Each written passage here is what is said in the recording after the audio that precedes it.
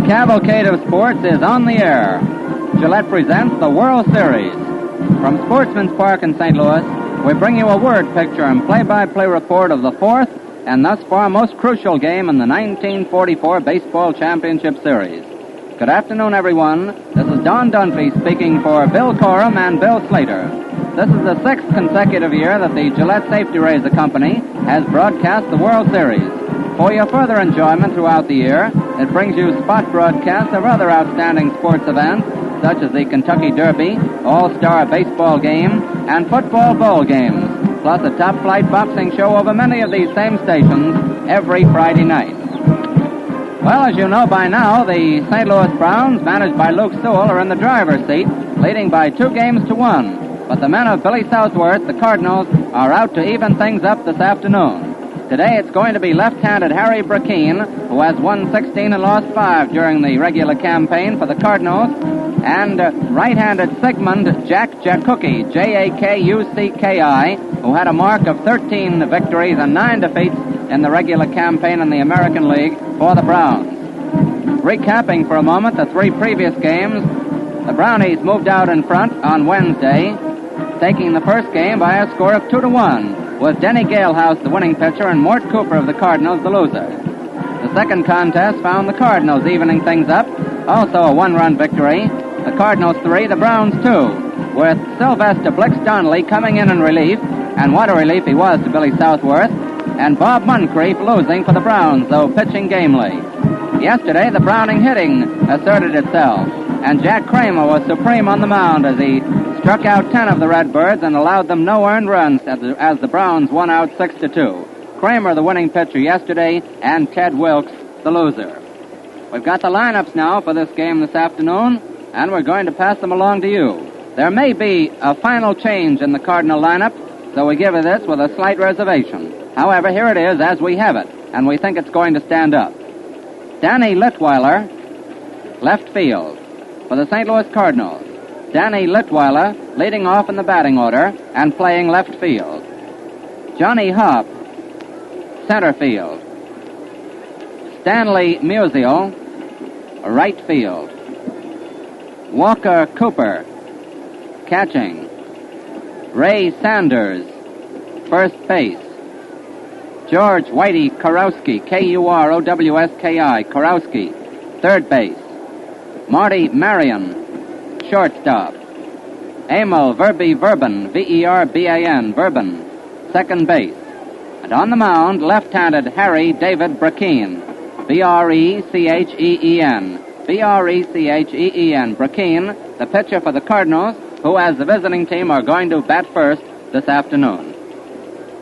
Both starting pitchers, by the way, Jack Jakucki of the Browns and lefty Harry Brackeen of the Cardinals, are now warming up. The Browns, the home team. Don Gutteridge, Gutteridge, Gutteridge, second base. Mike Krevich, center field. Gene Moore, right field. Vern Stevens, shortstop. Chet Labs, Labs, Labs, left field. George McQuinn, first base. Mark Christman, third base. Myron Red Hayworth, catching. And on the mound, Sigmund Jack Jakucki, Jakucki, Jakucki. The umpires at home plate, George Pipgrass of the American League. At first base, John Ziggy Sears of the National League. At second base, Bill McGowan of the American League. And at third base, Tom Dunn of the National League. And now, as is our custom on these Cavalcade of Sports broadcasts, it's our pleasure to bring into the microphone for a little pregame color, as only he can pass it on to you, our colleague from the New York Journal-American sports staff, Bill Corum. Bill, take it. Righto, Don. That band down there certainly comes in with take me out to the ball game right on the beat on these broadcasts, doesn't it? Well, a lot of people have been taken out to the ball game or brought themselves out here this afternoon. We're going to have another capacity house, or near capacity, about the same size as the 2 previous days, I think, perhaps a little bigger, in slightly chillier weather. just a little bit nicer, if possible, than it's been in the 2 previous days. And, of course, the Cardinals and the Cardinal section of the stands are going to hope this afternoon that the Browns get a little bit chillier. They've been considerably too hot for the Cardinals up to now. I see that Maestro James Luther Sewell of the Browns, now leading 2-1 in the series, has shifted his batting order again in that interchangeable outfield of his and come up with Chet Labs. That's because Burkeen is a southpaw. But, you know, Sewell has been doing that all year. He's got an outfield. He just kind of picks them like picking them out of a hat. And somebody asked him down in Washington, Shirley Povitz, the Washington sports writer, was telling me this story. Somebody said to him, Luke, he said, do you feel those fellas getting hot on the bench? And Luke says, no. He says, I feel the guys out in the field getting cold.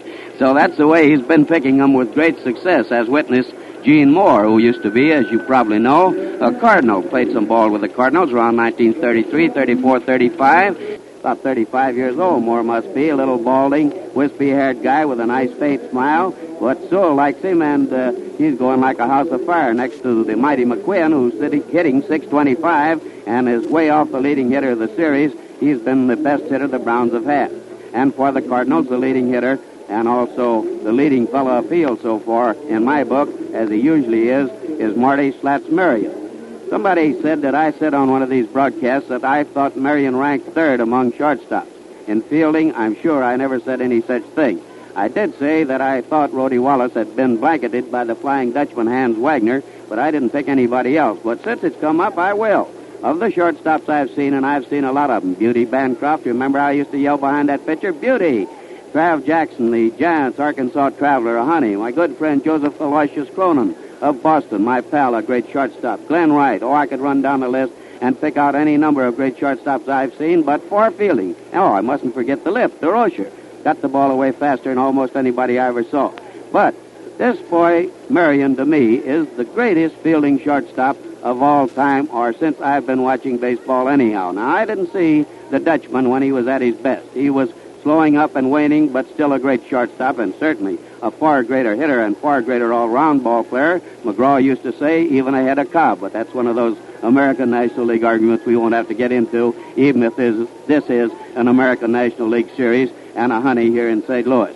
I do want to say a little bit more about the pitchers, though, before I go any further, and I leave it where I put it, that Marion, because he has better balance and more coordination for a big, tall, gangling kid, he just, he made a play out there. I'll go back for a second. He made a play out there at the end of the game yesterday on a hard-hit ball, came up with it and threw the runner out 25 feet.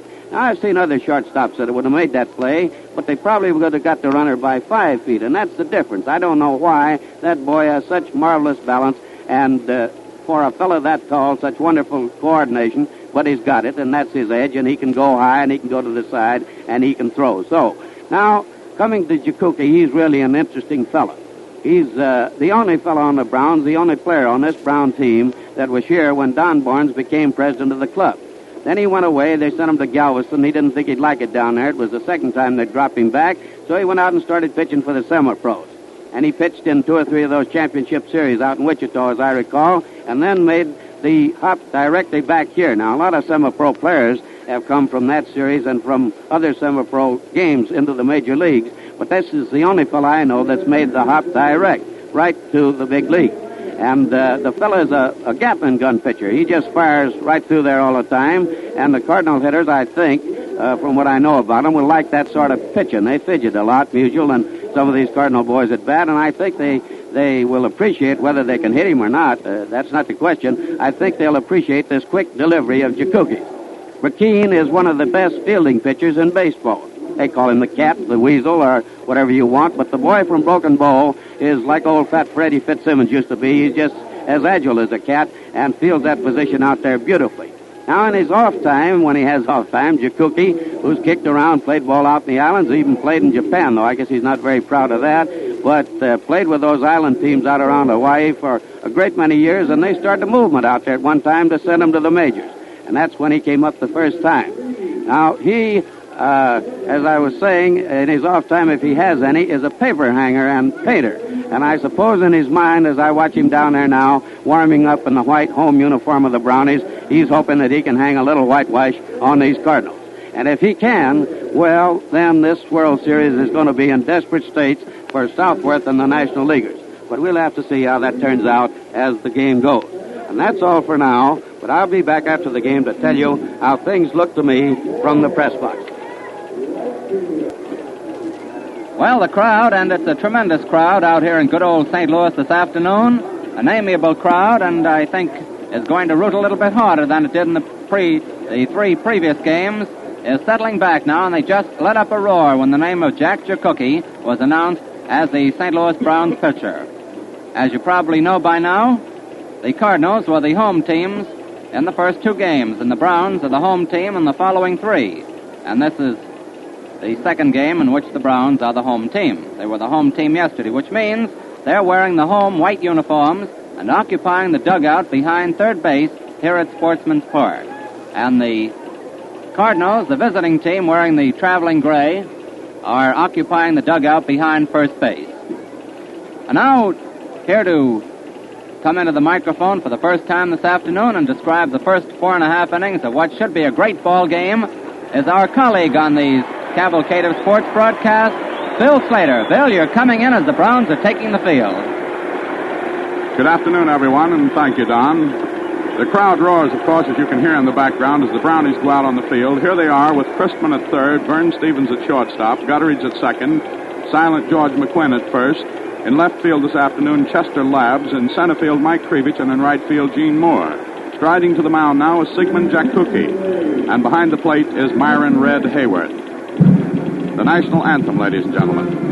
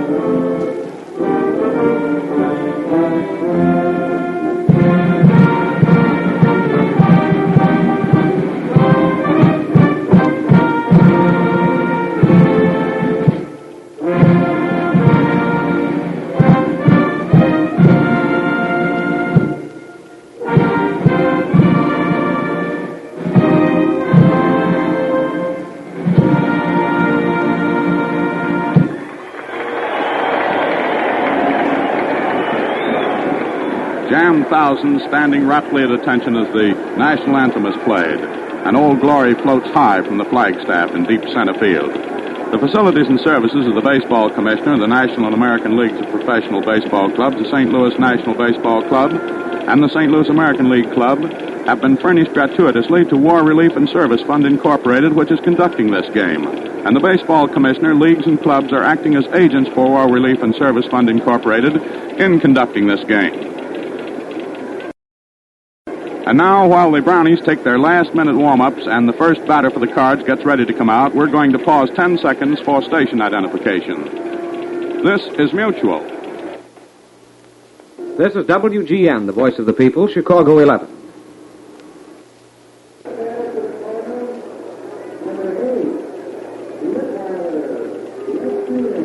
It's Danny Litweiler, the left fielder, Pennsylvania lad, who's going to lead off for the Cards here in this very, very crucial game.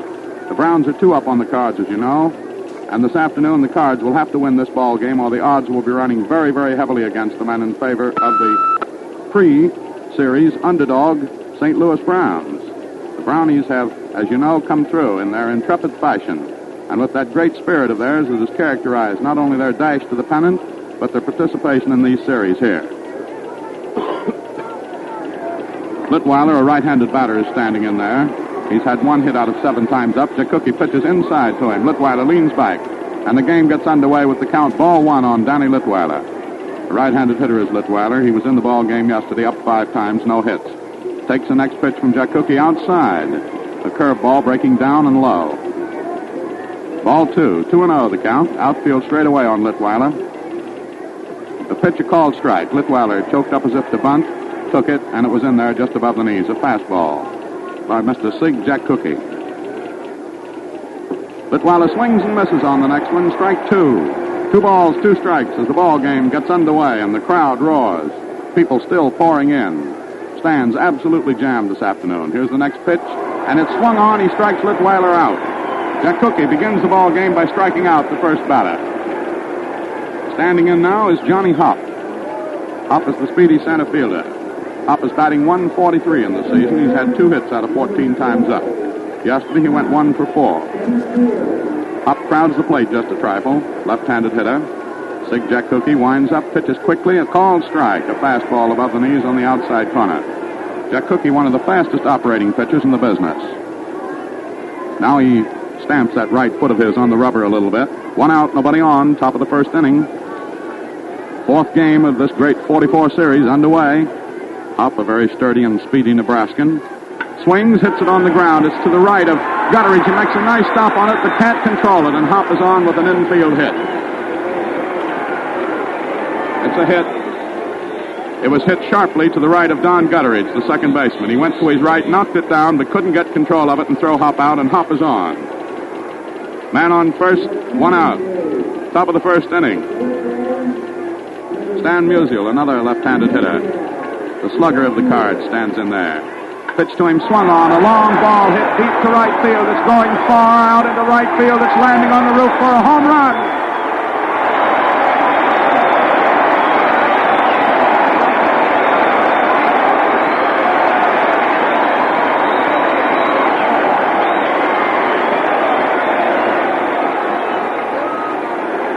The second home run of the series, this one hit by Stan Musial, puts the Cards ahead 2-0. Bing, boom, and fifth right here in the top of the first inning. A tremendous blow it was. Going clear up on the roof of the pavilion in deep right field. Hollingsworth now warming up for the Brownies. Standing in here as the next Card hitter is Walker Cooper. Nobody on, 2 runs in and 1 out. Big Walker has hit .273 in the series. Hits this one. It's a bounder back to the mound. It comes down to Jack Cookie. He throws, and Cooper is out. Cooper going out on a high bounder to the mound. Jack Cookie getting it and tossing him out at first. 2 out. 2 out, 2 runs in. As this game sizzles underway. Coming up to the plate now, long-rangey Ray Sanders. He's hit .333 in the season. 3 hits out of 9 times up and walked 4 times. The pitch to him, a called strike, a fastball on the outside corner. Jack Cookie kicking the dirt around a little bit on the mound out there. Pitches again, Sanders takes a called strike. That was a fastball, just high.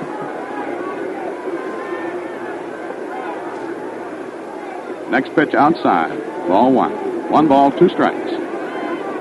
2 out, 2 runs in. Hopp singled, an infield single, and Stan Musial picked out the one he liked and smacked it over the roof. Called strike on Sanders. He strikes him out.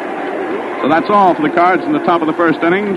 Ray Sanders going down on a called 3rd strike. A little bit irritated about it and throws his bat across the ground toward the dugout, which for the Cardinals today is down the first base line. The Brownies, the home team this afternoon, are occupying the dugout down the third base line. And now the Browns have got a job for themselves as the Cards are ahead, making 2 runs on 2 hits, nobody left on, and no Brownie errors in the top of the first inning. And the stands are a constant roar.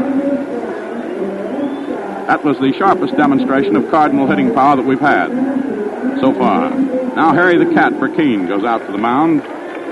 Burkeen's going to be the man that Billy Southworth counts on this afternoon. Burkeen, incidentally, was the man who pitched the game up in Boston that clinched the pennant for the Cards back in September. Oddly enough, opposing him on the mound today is Sigmund Jack Cookie, who pitched that Sunday ball game, the 5-2 victory over the Yankees last Sunday that clinched the flag for the Brownies. So the 2 flag-clinching hurlers are going at it this afternoon, and at the moment, Burkeen is ahead. B-R-E-C-H-E-E-N, Harry David Burkeen. He's born in Broken Bow, Oklahoma, and lives in Ada, Oklahoma. So you have a fiery gentleman from the great state of Oklahoma on the mound, left-handing them in for the Cards this afternoon. All right, a roar comes up as Don Gutteridge comes up as the first hitter for the Brownies. Gutteridge bats right-handed. He's had 1 hit in the series, hitting at .083. A Kansas lad, a right-handed hitter. Stands square away in the batter's box. Parks the bat on his shoulder now as Burkeen digs that left foot of his in on the mound and gets ready to work. Here's the wind-up and the pitch to Gutteridge. Outside. Ball 1. 2-0 the score. Cards, a single by Johnny Hopp and a home run by Stan Musial, went ahead in the top of the first inning. Burkeen working again. Here it comes. Gutteridge swings, fouls it off. It lands on the screen behind the catcher. A new ball put in play. 1 ball, 1 strike. It's almost impossible to impart to anyone by the mere use of words the thrill and the suspense and the intense interest that surrounds this great 1944 series here on the banks of the Mississippi. Splendid weather. Every prospect pleasing in St. Louis. Great baseball. All right, Burkeen taking plenty of time. Shoots the 1-1 pitch to Gutteridge, who swings on it, misses it. Strike 2. Little Don Gutteridge, a graduate of Kansas State Teachers College, going overseas to entertain soldiers when the season's over. Married and got 1 little youngster. Burkeen takes plenty of time on the mound. He works slowly. Jack Cookie works rapidly. The pitch to Gutteridge, up high and inside for ball 2. 2 balls, 2 strikes. Outfield plays Gutteridge straight away. Burkeen working very carefully. This is a crucial game for both teams, but particularly so for the Cards. The pitch swung on and missed. He struck him out. And so both pitchers strike out the first man to face them. Jack Cookie struck out Litweiler. And now Burkeen has started things off for the Cardinals by striking out Don Gutteridge. Walking up to the plate now, center fielder Mike Krevich, Krevich. Krevich, a right-handed hitter, batting .154 so far in the series, 2 hits out of 13 times up, one of them a double. Yesterday he went hitless. All right, Burkeen shoots it in. It's outside and low, ball 1. Krevich is the shortest man on the Brownie squad, an Illinois gentleman. Burkeen studying the signal, now takes his time, a long wind-up. The pitch swung on. It's going out into left field. Litweiler is charging in on it, and he can't get it. It falls in for a hit. Krevich rounds first, goes back, holding on with a single. And that's an absolute replica of the way the top half of this inning got underway. First man up for the Cards struck out. The second man singled. That's happened now for the Browns. Gutteridge struck out. Krevich is singled now to left. Man on first, 1 out. Gene Moore, the right fielder, is the next hitter. He bats left-handed, hitting at .333 for the season. 4 hits out of 12 times up. Burkeen looks at first. That's where Krevich is leading off. The pitch to Moore, swung on, fouled off. It goes into the stands up to the left of the catcher. Moore has scored 3 runs. In the series, he's scored a run every day for the Brownies. 35-year-old Texan is Gene Moore. Very deservedly moved up to number 3 in the batting order. Started down in number 5 spot when the series began. 1 strike on him. Krevich leading off first, 1 away. Last half the first. Pitch is outside, ball 1. 1 ball, 1 strike. I stood behind Moore down there when he was in batting practice against left-hand pitching today. He was asking the batting practice pitcher, throw me curves. So he was practicing on left-handed curves. Let's see if the practice pays off. The pitch to Moore is swung on. It's a deep one, deep out into right field. Hopp is running for it, makes an amazing catch, and then crashes against the wall. Now he throws the ball back to first. Krevich is sprinting back, and Krevich gets back as Hopp makes a beautiful catch.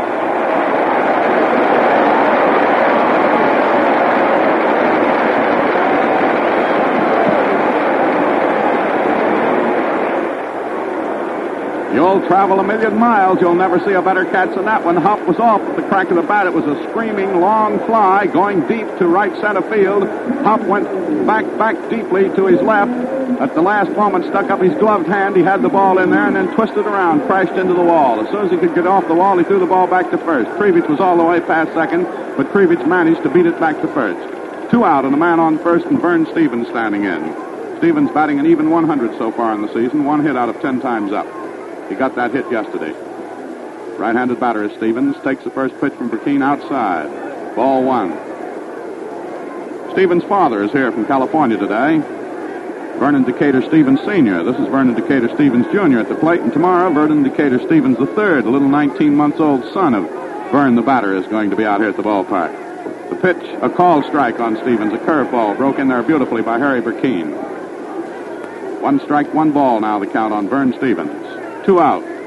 The crowd still in a tumult over that great catch by Johnny Hopp. Hopp used all of his artistry and his speed on that one. Burkeen delivers. It's low into the dirt, outside. Ball 2. 2-1, the count on Stevens, who steps out of the batter's box now, rubs up a little dirt on his hands and gets back in there. Hits from a very wide batting stand, spreads his feet way wide apart. The pitch, swung on, fouled off, going into the screen just below us here. Strike 2. 2 balls, 2 strikes. Every pair of eyes in this jam-packed stand watches every movement of every ball that's pitched. And why not? A tremendous, tense series, stirring up interest clear around the civilized world. Burkeen working very, very carefully now on the new ball that's put in play. Has it rubbed up to his satisfaction, looks into Walker Cooper for the signal, has it. Stretches, looks at Krivich leading off first. Pitches to Stevens, who swings on it and foul tips it. Count remains. 2 balls, 2 strikes. The ball just lands in the dirt right with the plate. Plate umpire Georgie Pipgrass picks it up and scientifically inspects it. Turns it around in his hand, looking it over from every angle, as a careful housewife would inspect an orange in a market before purchasing it. All right, Pipgrass says that ball will do. Burkeen gets it back. The 2-2 pitch now is going to be on its way to Stevens in a second. Burkeen stretching. Here it comes. He takes it outside. Ball 3. You could hear the collective holding of the breath by the crowd on that one. It was Burkeen trying for the outside corner. And Stevens, with an eagle eye on that ball, took it. And now it makes a full count, 3-2. With 2 out. Krivich will be moving on this pitch. Here comes the pitch. Krivich is going. Stevens hits it. It's down to the shortstop, Marion. The play is at first. Stevens is out. Short to first. In the last half of the first inning, no runs for the Browns. 1 hit, 1 man left on. No errors by the Cards. The score at the end of the first inning is St. Louis Cardinals 2, St. Louis Browns nothing. Lou Boudreau, manager of the Cleveland Indians, the American League batting champion, and the youngest man ever to pilot a major league team, is here for a word with us. Lou, what is the Indians' favorite razor blade? Why, the Gillette Blue Blade, of course, Bill. Now, what's your slant on that, Lou? Well, that's easy, Bill. You get a lift out of shaving with a Gillette Blue Blade. A smooth shave is mighty refreshing after playing 9 innings in the sun. Sometimes Gillette Blue Blades are hard to get, but they're worth looking for. Yes, Lou, they are worth looking for. But they last longer than other blades, and you don't have to buy them so often. And the reason Gillette Blue Blades are scarce at times is that a big part of our production goes to men in the service. George Whitey Kurowski comes up to bat first as the second inning starts. Kurowski, a right-handed batter. A very powerful fellow, hitting at .250 for the season, 3 hits out of 12 times up. One of his hits a double. That's right-handed. Sig Jakuki gets ready to pitch to him. He does so. A called strike. Curveball snapping over the outside corner just below the waist. Now Kurowski backs out of the batter's box, rubs up a little dirt, rubs it on his pants, and then grabs hold of his bat. Kurowski wears his cap back fairly far on his head. Jakuki pitches low and outside, a ball. Ball 1. 1 ball, 1 strike. Jakuki working quickly. Kurowski hits it a high fly to center field. Mike Krivich is coming in under it. He's parked under it, waiting for it. He's got it. Kurowski is out on a high fly to center field. 1 out in the top of the second. And now the long gangling gentleman from South Carolina advancing on the plate. Slats Marion. Marion batting at .364 for the season is the leading hitter. .364 for the series, rather, is the leading hitter of the Cards. The pitch to him swung on and missed. The big long man went way around on that. Marion has had 2 singles, 2 doubles, and he's been walked twice. Outside is Jakuki's next delivery, ball 1. 1 ball, 1 strike. Jakuki pitches just about as fast as we can talk to you. Wastes no time. Marion swings on the next one. A ground ball to Stevens. Stevens has it. The throw to first in time. Marion is out. Short to first. 2 out. Nobody on. Walking businesslike up to the plate now is Emil Verbin, second baseman who hits right-handed.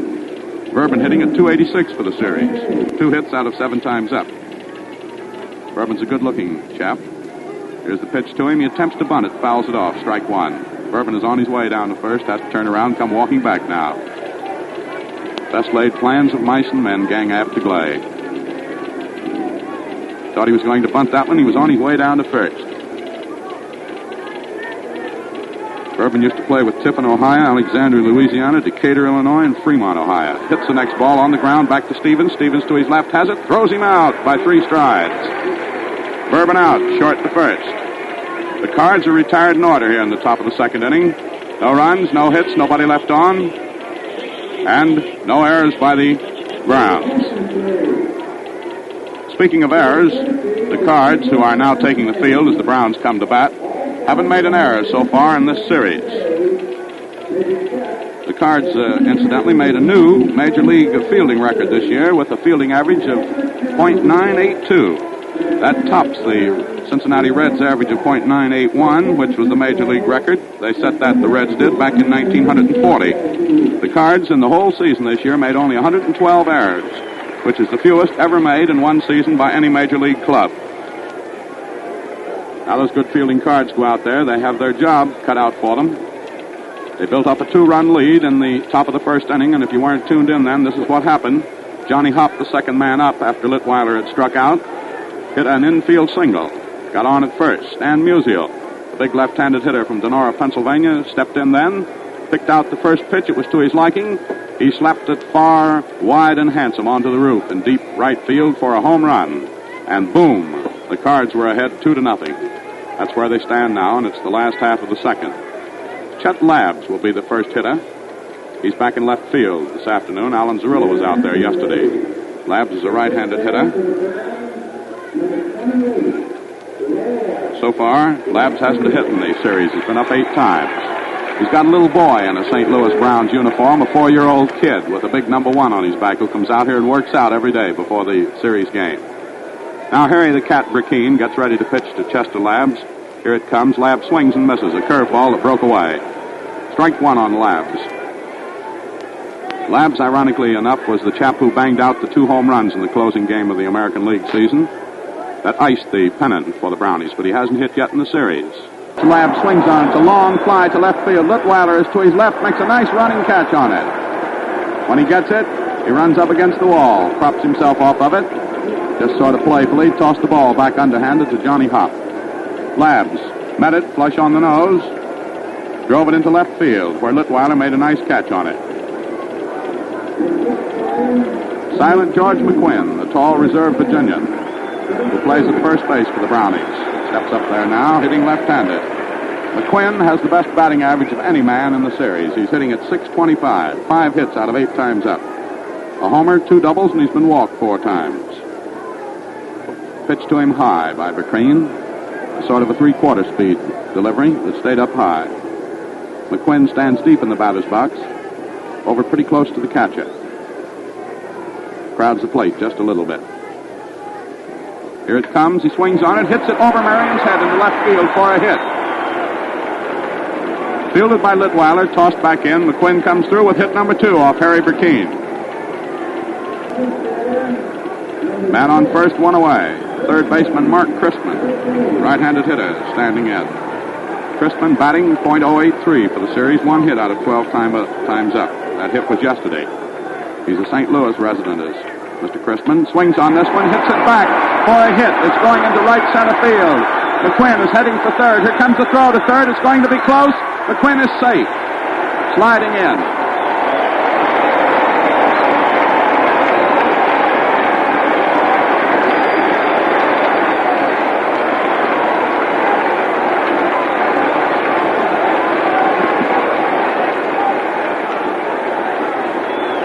Mark Christman came in with his second hit of the series. George McQuinn on the move, made it all the way around to third. He beat Musial's throw, sliding in, and now it's Myron Hayworth coming up. Bud Byerly warming up in the bullpen for the Cardinals. The pitch to Hayworth, low, ball 1. The Cards are ahead 2-0. It's the last of the second. The Brownies have men at first and third with 1 out. The bottom end of the batting order coming up. Red Hayworth standing in. Hayworth, a right-handed batter. He's had one hit in the series. That was a double. Hitting at 100. Now he gets a little tired of waiting for Burkeen. Backs out of the batter's box. The count on Hayworth, 1-0. Myron Red Hayworth, tall, husky fellow from North Carolina. The pitch to him, swung on and hit down to third base. Kurowski has it to throw at second, one out, the throw on to first, a double play.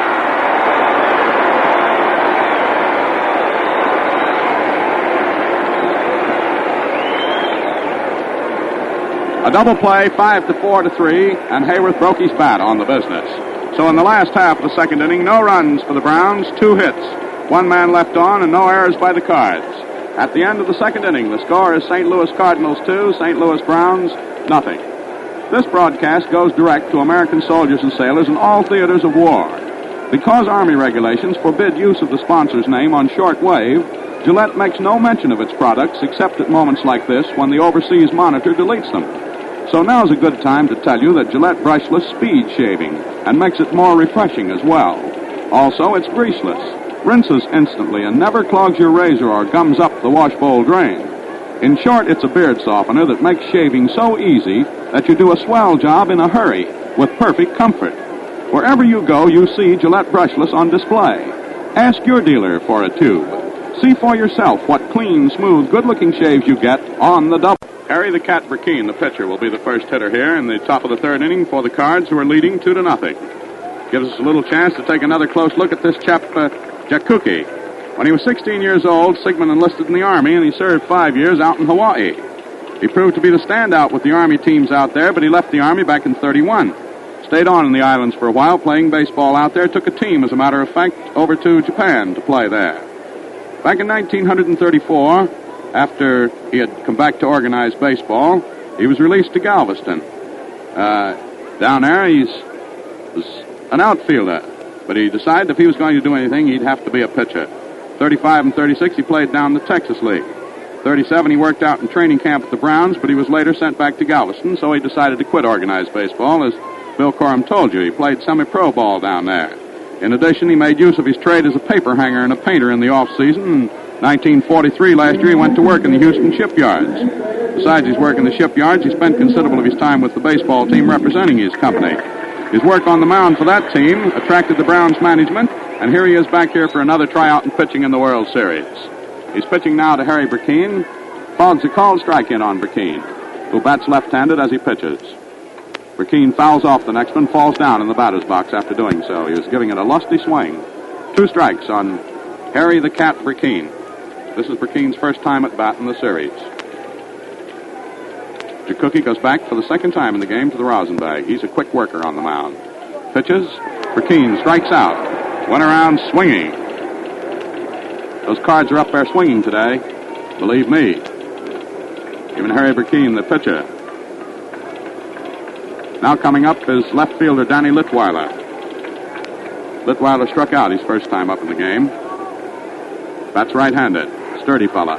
Swings on this one, hits a hard ground ball to the left of Stevens. Stevens knocks it down but can't control it. And Litweiler is on. We'll see how that's scored in just a second. It's a hit. An infield hit for Danny Litweiler. He hit it hard on the ground.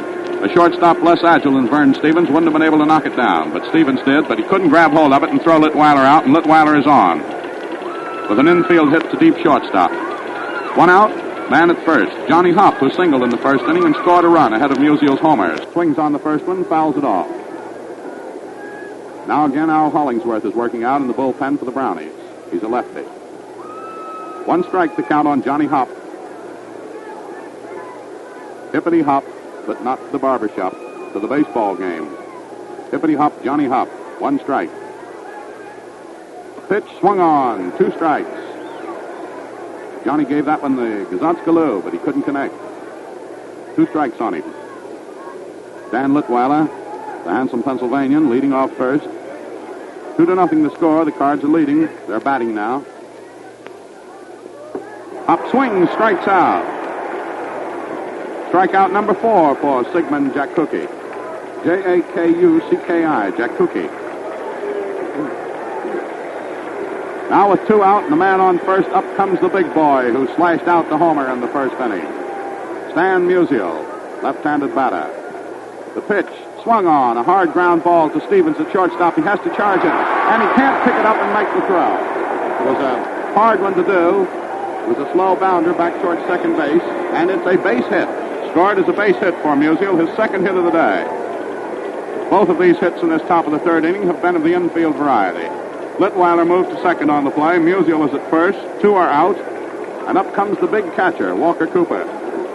And he's a big one. Now the plate umpire, Georgie Pipgrass, keeping an eagle eye on that ball that these pitchers are using, asks Jack Cookie to toss that one in there, and he does. Umpire says it's all right. So Walker Cooper, with his little brother Sam, who is the bat boy of the afternoon for the Cards, coming out to get the rosin bag after Walker gets done with it. Walker is ready to go. Men at first and second. Pitch is fouled off.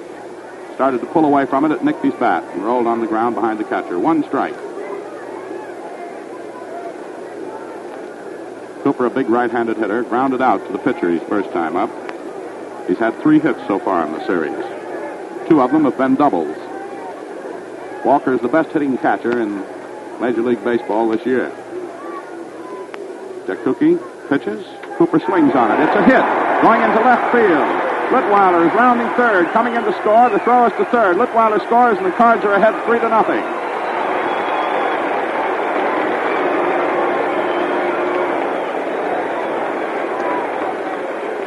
Litweiler scored from second on Walker Cooper's hit into left field.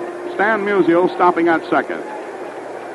They have 1 run in now, top of the third inning. 2 out, men at first and second. Cards ahead, 3-0. Jack Cookie getting reached now for 5 hits. Ray Sanders up, swings and misses on the first one. Sanders, a left-handed hitter, the tall fellow that plays at first base for the Cardinals. Formerly starred with Columbus, Ohio and Columbus, Georgia. Sanders struck out first time he faced Jack Cookie. Swings, hits it on the ground. It's deep, too, and it goes through at second. Coming in to score is Musial. The throw to the plate is not in time, and Walker Cooper goes to third.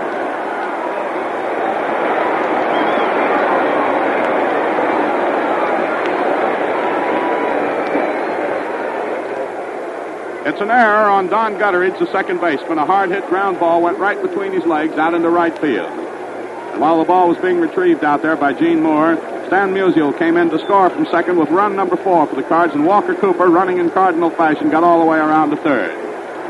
So 2 out. Sanders at first, Cooper at third, and George Whitey Kurowski up there. A right-handed batter is Big Kurowski. Jack Cookie stretches. Pitches. Kurowski takes a call strike just above his knees.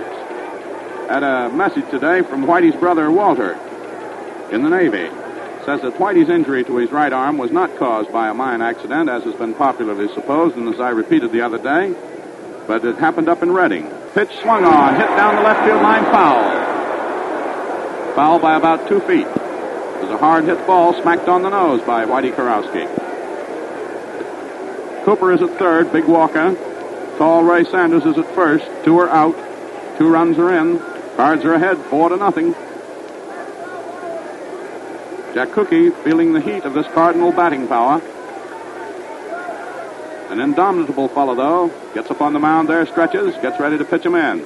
Here it comes. Kurowski swings on. It's a ground ball to Stevens at shortstop. He scoops it up. The play at first. Kurowski is out, and the side is retired.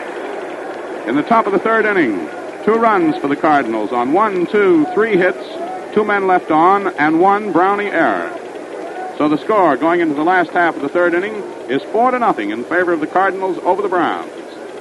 You know, all baseballs hit into the stands today may be kept by fans as souvenirs, and count will be kept on them.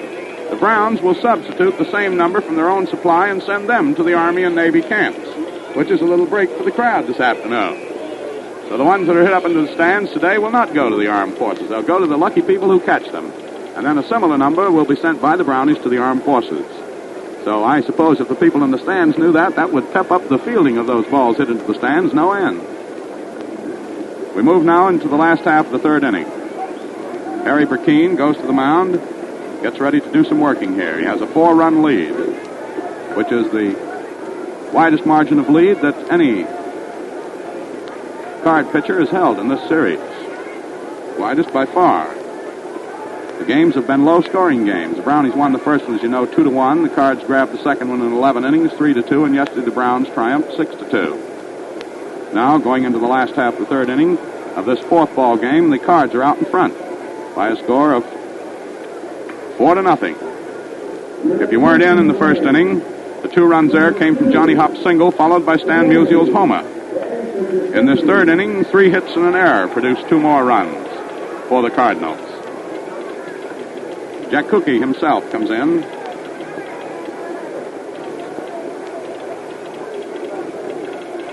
I believe it's Jack Cookie. We'll see. No, it's Ellis Clary coming in. Jack Cookie is going out of the game. Clary is batting for him. Clary, a right-handed batter, takes the first pitch.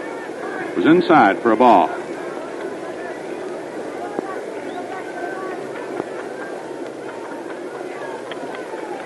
Clary comes from Valdosta down in Georgia. Takes the next pitch outside for ball 2. Clary's a short fellow, 5'8". Started his major league career last year with Washington. Hits right-handed. Pitch to him, a called strike. So Luke Sewell is lifting Sigmund Jack Cookie, putting in Ellis Clary, an infielder and a pinch hitter. Here in the start of the last half of the third, trying to get back those 4 runs by which the Cards lead. Clary swings on it. It's a pop-up out into right field. Musial running for it to his left, has it, and he takes it for the out. So Clary flies out to right field. 1 out. Don Gutteridge, the leadoff man in the Brownie batting order, steps up. It'll be Al Hollingsworth to come to the mound for the Browns, I believe. He's been the only Brownie pitcher out there warming up. 1 out, nobody on. Gutteridge, who struck out his first time up, a right-handed hitter, steps in. Burkeen pitches one to him, and he slams it into center field for a hit. Gutteridge's second hit of the season, of the series. Fielded out there by Johnny Hopp and left-handed back into second base.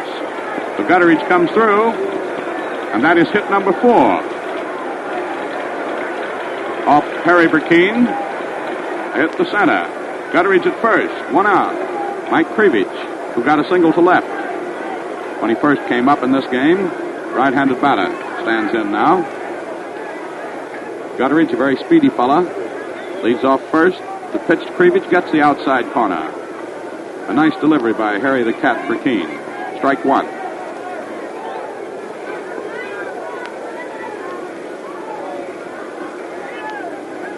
Krivich waving that old bat back and forth. Takes it outside.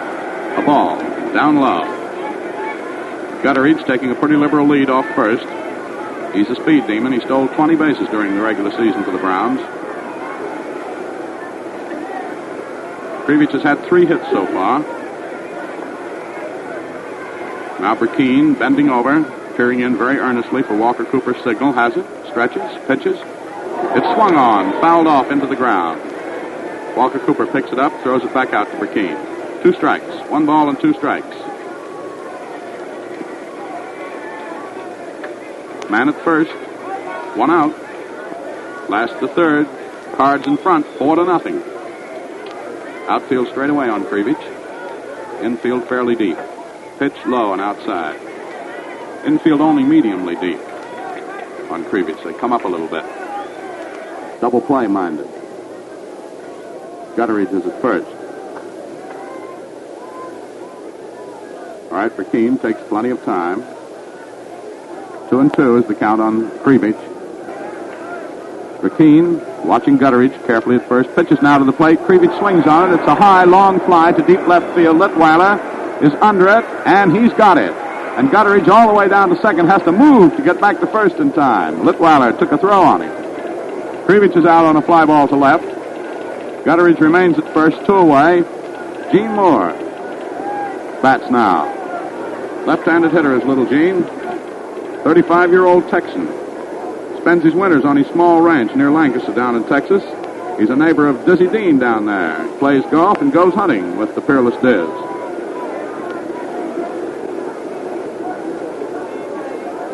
Two out, 1 on. Gene Moore, who has been dangerous throughout the whole series up, takes a call strike, a curveball that nicks the outside corner to the left-handed hitter. Moore flied out to center his first time up. He's had 4 hits out of 13 times up in the series. Burkeen working carefully, pitches. Moore takes another called strike. A beautiful delivery by Harry the Cat. Comes in there. Just above the knees, between the knees and the waist. Moore has a very odd stance at the plate. Stands with his left foot back and his right foot up almost by the plate, and he stands there and sort of just wiggles his bat a little bit. Then when the ball is pitched, he lifts that front foot forward into the front of the batter's box and leans into it. 2 strikes on him. Swings and strikes out. In the last of the 3rd inning, no runs, 1 hit, 1 man left on for the Brownies, and no errors for the Cards. The score at the end of the 3rd inning is St. Louis Cards 4, St. Louis Browns nothing. Men of the Merchant Marine are doing magnificent work to help speed victory. Their part of the big job will never be forgotten. Today, more men are desperately needed if we are to succeed in keeping our army supplied and our casualties down. So great is the emergency that experienced seamen can get standby pay, full wages the minute they register. Also needed are specialists, radio telegraphers, cooks, and bakers, with or without sea experience. The pay is excellent. And remember, modern Liberty and Victory ships have comfortable bunks, home-style food, libraries, and recreational facilities. Decide now to get in on the Victory Cruise. Wire collect to Merchant Marine, Washington, D.C., giving name, address, and rating, or go to your nearest WSA office, Maritime Union Hall, or U.S. Employment Service Branch. Inning number 4 finds a new pitcher on the mound for the Brownies. It's lefty Albert Hollingsworth, Hollingsworth. For the season, he has won 5 and lost 7. Lives here in St. Louis. He's married and got 3 kids, 2 gals and a boy. Stands 6'1", weighs around 200, 34 years old. This is his 9th year in the majors. He started with the Redlegs back in 1936. The Browns got him from Sacramento, however, after the 41 season. He's one of the best hitting pitchers in baseball. Pitched 93 innings this season, given up 107 hits. Walked 37, struck out 22. Pitched 3 complete games. Standing up to face him now as Hollingsworth begins his mound duties at the top of the 4th inning is Marty Marion. Hollingsworth promptly pitches him a called strike just above the knees. Marion, tall right-handed batter, swings on the next one, fouls it off. Strike 2. Tex Shirley is warming up in the Brownie bullpen now. No activity in the Card bullpen. At the beginning of the 4th inning, the Cards are out in front, 4-0. Marion, the batter, 2 strikes on him. Outfield straight away on Martin. Swings on this one. It's a bounding ball to Gutteridge at second. Don has it and throws him out by 10 feet. Marion out, second to first. This brings up Emo Verbin. Second baseman, a right-handed hitter is Verbin. Verbin grounded out to Vern Stevens at shortstop his first time up. He's had 2 hits so far in the series.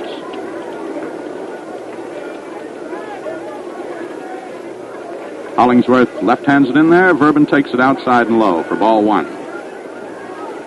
Verbin's boyhood baseball idol was Frankie Frisch. And Frisch is here watching Verbin perform today, as Verbin undoubtedly wished he could come and watch Frank perform. Pitch to Verbin is fouled off. Back onto the screen here. A high pop-up. 1 strike. 1 ball, 1 strike.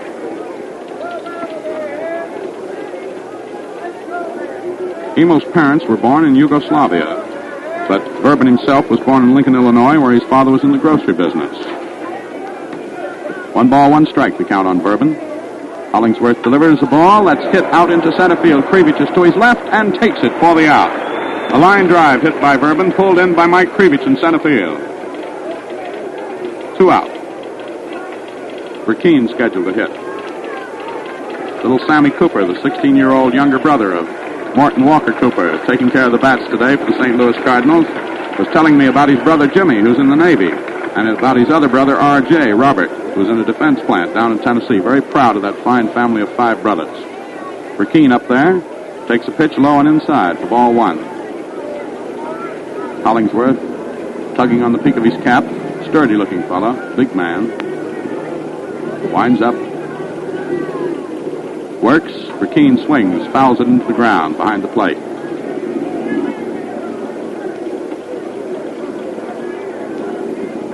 1 strike and 1 ball. The crowd suddenly become very quiet, waiting to see what their Brownies can do against the 4-run lead that the Cards have. The Cards belong to them, too.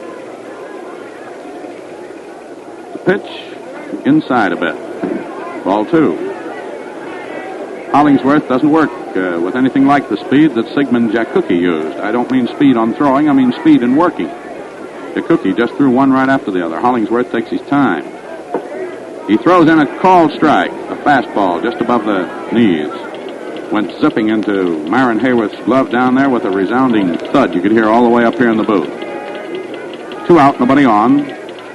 Pitch swung on, hit down on the ground to Crispin at third. He makes a nice stop on it and throws him out. Burkeen out on a beautiful play by Mark Crispin, the third baseman. No runs for the Cards in the top of the 4th. No hits, none left on, and no errors by the Brownies. So we move into the last half of the 4th inning now, and the Cards are still ahead of the Brownies by a score of 4-0. The Brownies look very, very determined as they go back to their dugout, and their manager, Luke Sewell, comes walking out of the dugout saying a few words to the men as they pass him, and taking up his post now in the third base coaching box, where, like a great many managers, he does a lot of sod ripping with the cleats of his baseball shoes on that sod that once was down there in the third base coaching box. This third base coaching box is occupied during this series by a couple of very earnest and active coaching box pacers. Luke Sewell, who moves back and forth in that coaching box but plenty, and Billy Southworth, who does it also, but with much quicker and shorter steps than Sewell's. Well, it's a tremendous strain and a lot of responsibility that's placed on these managers here in the World Series. Burkeen, still looking very sharp, is on the mound, completing his warm-up pitches, standing just outside the batter's box. Ready to get going for the Browns is Vern Stevens, the shortstop.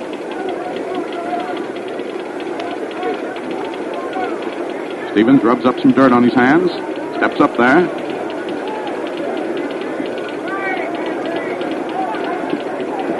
Burkeen pulls something out of his eye, grabs the ball now. Keen's wearing a sort of a gray-colored undershirt under his baseball shirt.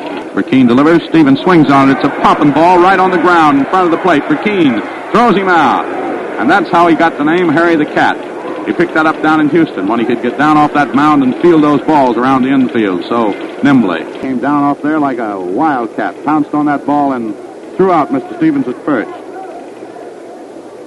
So that was Harry the Cat in operation. 1 out. In the last, the 4th, Chet Labbs, the left fielder, another right-handed hitter, stands in.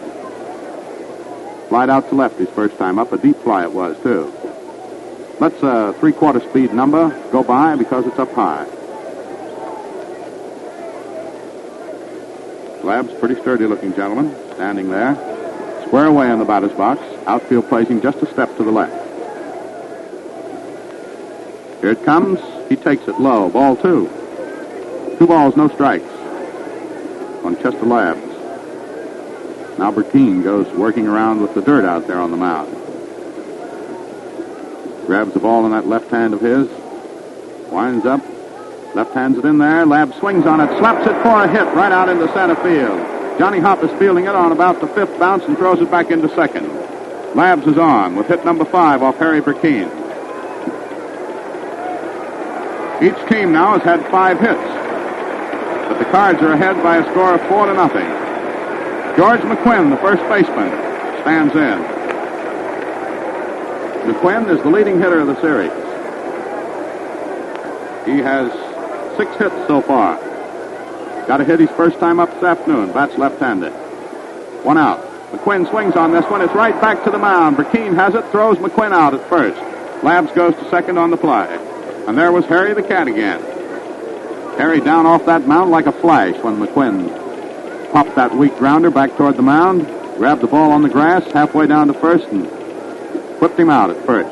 2 away. Stevens and McQuinn, both of them have been retired by Burkeen. Labbs is on at second, and Mark Crispin, who got a nice hit to right center field his first time up, stands in now, batting right-handed. Crispin has had 2 hits in the series. Swings on that one, misses it by a big margin. Right-handed batter is Mark. Crispin was called by Sewell the most improved player on his squad this season. He's a pretty darn good third baseman, too. Burkeen stretching, looks at Labs leading off second, pitches. Crispin swings on a curve that broke away and low. He missed that one by some considerable distance. 2 strikes. Now Emil Verben runs in behind Chet Labs at second, sort of stirs him up a little bit. Outfield straight away on Crispin. 2 out, man at second. 2 strikes on Crispin. Here's the pitch. Crispin takes a call. 3rd strike. He's out. In the last of the 4th, no runs. 1 hit, 1 man left on for the Browns. No errors by the Cardinals, who haven't made an error so far in the series. At the end of the 4th inning, the score is Cardinals 4, Browns nothing. You've heard plenty of men beef about shaving. Also, you've heard Lou Boudreau say this afternoon that shaving is mighty refreshing when you use the Gillette Blue Blade. Suppose we go behind the scenes for a few seconds and see why the Gillette Blue Blade makes such a whale of a difference in how men can feel about shaving. Let me assure you that at shaving headquarters, nothing is overlooked. No facility is lacking to produce blades of unmatched keenness and durability. For instance, heading the various departments are graduates of leading technical institutions, specialists in metallurgy, chemistry, physics, mechanics, even electronics. Add all this up and it's easy to see why you get the most refreshing shaves, the quickest and best looking a man can have with today's Gillette Blue Blade. Inning number 5. The top of the Card batting order will stand in with Danny Litweiler leading off. Al Hollingsworth on the mound. Litweiler has had 1 hit out of 2 times up today. He's had 2 hits in the series so far. Bats right-handed. He's the left fielder. Swings and misses. A curveball left-handed in there now by Hollingsworth. A couple of left-handers out there battling it away. Harry Burkeen and Al Hollingsworth. Hollingsworth delivers. Litweiler swings on it. It's a hard grounder down to Stevens at shortstop. He's got it. The throw in time. Litweiler is out. Short to first. Speedy Johnny Hopp bats. Left-handed hitter with a big number 12 on his back. So the gentleman from the great Midwestern state of Nebraska stands in there and starts swinging the club. Got a single in the 1st inning, struck out in the 3rd. Hollingsworth left-hands it in there. A called strike, a very fast-breaking curve that came in just above the knees to Hopp. The 3rd baseman, Mark Crispin's playing in close on Hopp. Hopp likes to bunt him down that line, beat him out with that speed of his. There's a slow ball that he swung on and fouled off onto the ground to the left. It was one of those on which Hollingsworth pulled the string, and Hopp went after it as if to murder it. And as so often happens on those, he popped it off harmlessly, a foul ball on the ground to the left of the plate. 2 strikes on Hopp. Hollingsworth winds it up, delivers it. It almost hits Hopp. He twists away quickly.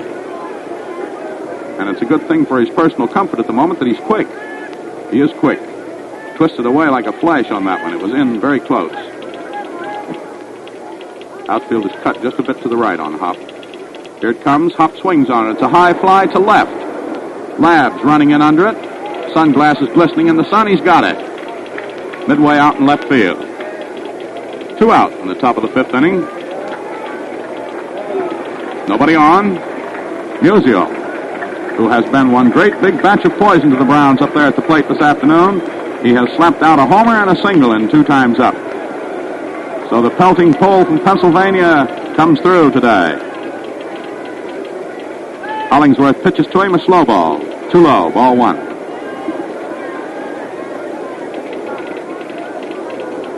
This boy Musial began his career as a pitcher, but he could hit too well for that, so they made him an outfielder. And he's a good one. Here he is in that semi-crouch of his, waiting for the pitch. Here it comes. He takes it inside. Ball 2.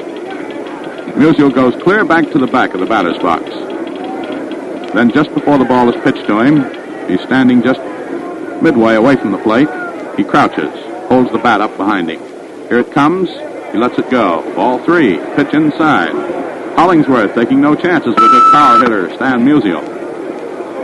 Musial finished up the season, batting 2nd in the National League, right behind Dixie Walker of Brooklyn. And he was the most valuable player in the league last year, so voted by the newspaper writers. Now Hollingsworth Boggs in a call strike on him, the automatic number. Musial looks down at third where Billy Southworth, the manager, is coaching to get the signal. The count is 3 balls, 1 strike. Here it comes. He takes it, and Musial is walked. That's the first walk given up by Hollingsworth. First walk given up in the whole ball game. Puts a man on first, brings up Walker Cooper. Big husky fella. Weighs about 210, stands about 6'2". Lives out here in Webster Groves, a beautiful suburb of St. Louis. Born in Atherton, Missouri. Right-handed batter Walker. Had 1 hit out of 2 times up today. Takes a long grip on that big club. Swings and misses. Hollingsworth fed him an inside curve. Cooper went for it in vain. Outfielder straight away on Walker Cooper and very, very deep, particularly in left. Hollingsworth works overhand. Cooper swings on it. It's a hard ground ball to Stevens at shortstop. The play at second, forcing Musial, retires the side. Walker Cooper hits into a force play. Musial is out at second, shortstop to second baseman. And in the top of the 5th inning for the Cardinals, no runs, no hits, 1 man left on, no errors by the Brownies. And now as we go into the last half of the 5th inning, the score is 4-0 with the Cards out in front. And here to bring you the remainder of this ball game, our colleague out here, the other member of our Cavalcade of Sports trio, Don Dunphy. Don, here she is. Thank you, Bill Slater. Good afternoon again, everyone. As we move into the last half of the 5th inning, it's 4-0 in favor of the Cardinals. St. Louis Cardinals 4, the St. Louis Browns nothing. I'd like to remind you, listeners, that the facilities and services of the Baseball Commissioner, the National and American Leagues of Professional Baseball Clubs, the St. Louis National Baseball Club, and the St. Louis American League Club have been furnished gratuitously to War Relief and Service Fund Incorporated, which is conducting this game. And the Baseball Commissioner, leagues, and clubs are acting as agents for War Relief and Service Fund Incorporated in conducting this game. Now the last half of the 5th inning, and the Brownies, who are leading in the series 2-1, are trailing in this important 4th game 4-0. The Cardinals, having gotten 2 runs in the 1st inning when Hopp singled and Musial banged out a home run, and 2 more on a lot of hitting and an error in the 3rd inning. 4-0. Hayworth is up, coming into the last half of the 5th for the Browns. And Harry the Cat Burkeen tosses a fastball down on the inside corner. Strike 1. Hayworth banged into a fast double play in the 2nd inning. Right-hand batter. Burkeen goes into his motion. The pitch, a high foul going up behind third base. Kurowski goes racing over to the boxes but can't get it, but he gave it a try. Goes up on the boxes down the left field line. Kurowski went racing out after. And that is strike 2. Burkeen has given up 5 hits, struck out 3, and hasn't walked anyone. His control has been superb.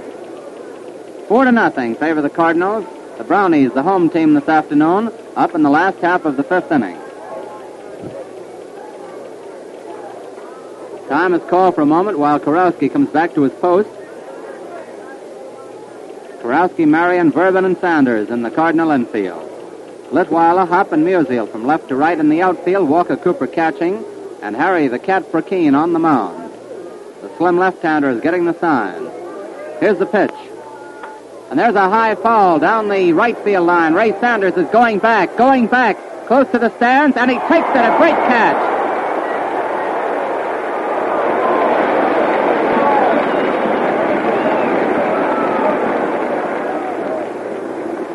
That was a wonderful catch by Ray Sanders, though perhaps Red Hayworth doesn't think so. It was a high, twisting foul down the right field line. It came twisting down, and at the last moment, Sanders, running at 3/4 speed, had to stab for it with his gloved hand, and he took it. Here's Al Hollingsworth, Brownie pitcher, making his first appearance at the plate in this game, a left-hand batter. Burkeen goes into his motion. Hollingsworth waits. The pitch. A curve comes over the inside corner. Strike 1. Outfield straight away for Hollingsworth. He's a big fellow. There's the pitch. A ground ball down towards first. Sanders has it, races for the bag, and steps on it. He's out. Hollingsworth out to the first baseman unassisted. 2 out, nobody on. Don Gutteridge, the Brownie leadoff man, coming up. Don struck out in the first inning and banged a single to center in the third. One of the 5 hits given up by Harry Brackeen. Plate umpires George Pipgrass, John Ziggy Sears at first, Bill McGowan at second, and Tom Dunn at third. 2 out, nobody on. There's the pitch. Swung and missed. Strike 1. Gutteridge went around on a fastball. That came up very, very fast. No balls, 1 strike to count. Manager Luke Sewell coaching at third. Freddie Hoffman at first for the Browns. Brackeen goes into his motion. Here it comes. And it's fouled right back to the screen. Strike 2.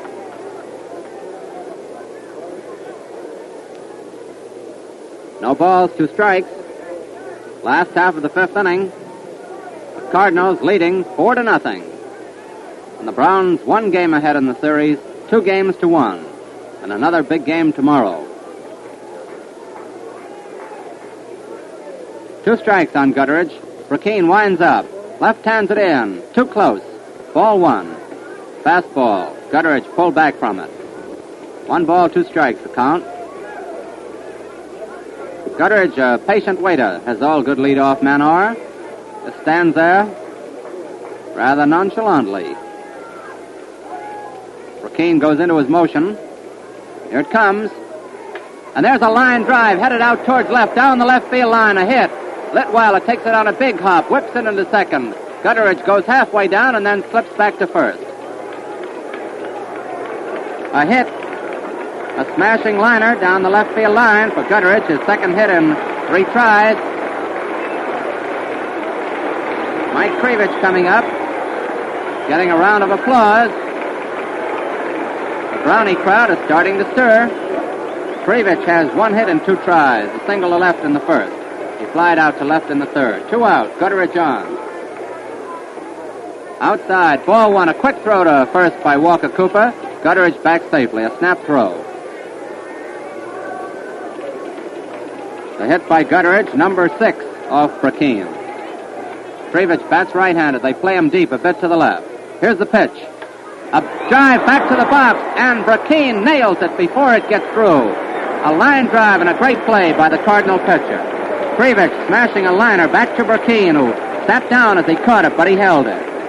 In the 5th inning, Browns, no runs, 1 hit, 1 left, and no errors by the Cardinals. At the end of 5 innings, the score, St. Louis Cardinals 4, the Browns nothing. Here is Dutch Leonard, famous knuckleballer of the Washington Senators, who set the Detroit Tigers down on the last day of the season. I've heard him say some nice words about Gillette brushless, which I want him to pass along to you fans. It's all yours, Dutch. Go ahead. Sure enough, Don, and hello, fans. I'll say a good word for Gillette brushless any old time. I sure like the way it tames those whiskers of mine. Why, it's the greatest speed merchant I ever saw when it comes to fixing a guy up for a comfortable shave. Should I say more? Not much time left, Dutch. But thanks for helping me put the fans wise to the fastest acting, most thoroughgoing brushless in the business. And by the way, Gillette brushless is also grease-free. It can't clog your razor or wash bowl drain. Get a tube at your dealers. Only 25 cents. Here's the first half of the 6th inning, and the Cardinals are still out in front, 4-0, as Ray Sanders comes to bat. Ray struck out in the first inning and got on by an error by Gutteridge in the third. Hollingsworth, a left-hander, delivers. Sanders swings and misses. Strike 1.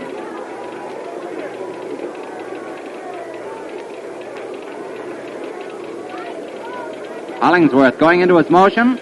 A slow ball. Fails to get the corner. It's ball 1. He pulled up, a change of pace ball. Sanders let it go by. 1-1 the count. Sanders has 3 hits and 11 trips to the plate. He swings and bounces 1 foul down the right field line. Strike 2.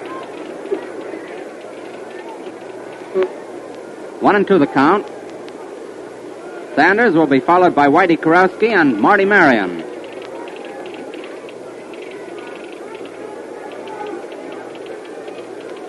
There's the pitch. Fouled right back off the umpire's chest protector. The count remains at 1 ball, 2 strikes. Cardinals have 5 hits today, all off Cookie, who started for the Browns. And unless the Browns tie it up, he will be the losing pitcher. Al Hollingsworth, big fellow, goes into his motion. Here it is. A slow ball driven back over second base for a hit out into center field. Krivich comes in fast and tosses it back in. Sanders gets the first hit off Hollingsworth. A line single to center. That's hit number 6 for the Cardinals, who are showing plenty of batting power this afternoon. Kurowski up. Whitey fly to center in the second inning and was out short to first in the third. Score 4-0, favor the Cardinals in the 6th inning. Here's the pitch. A fastball on the outside corner. Strike 1. Hollingsworth got that up very fast.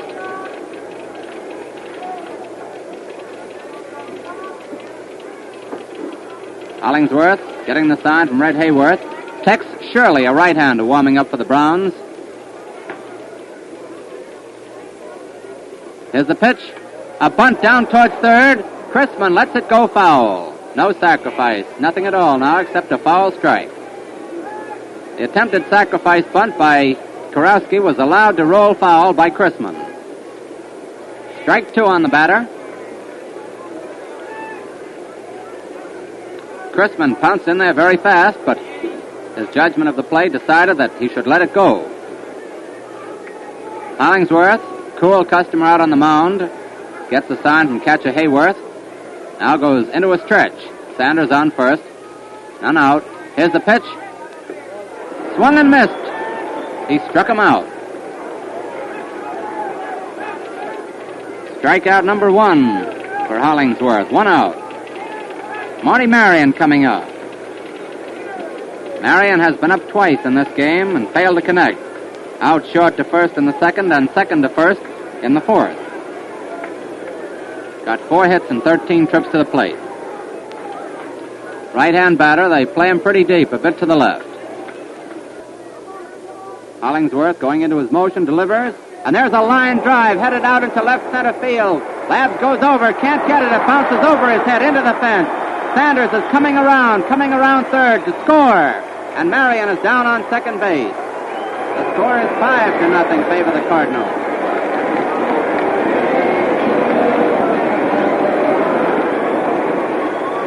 Marty Marion comes in with a rousing 2-base hit to score Sanders. A line drive out into left center, which bounced off Lab's outstretched glove into the fence and caromed back into his hand, and he tossed it back in. 5-0, favor the Cardinals. Verbanov, he's been up twice without a hit. That's Marion's third double of the series. Here's the pitch. A line drive headed out into center field. Krivich comes in fast, takes it, and tosses back in. Marion stays at second. Verban, connecting solidly, lines out to center to Krivich for the second time in a row. 2 out. Marion on second. 1 run in. The score 5-0. Favor the Cardinals. Brackeen coming up, getting a nice hand.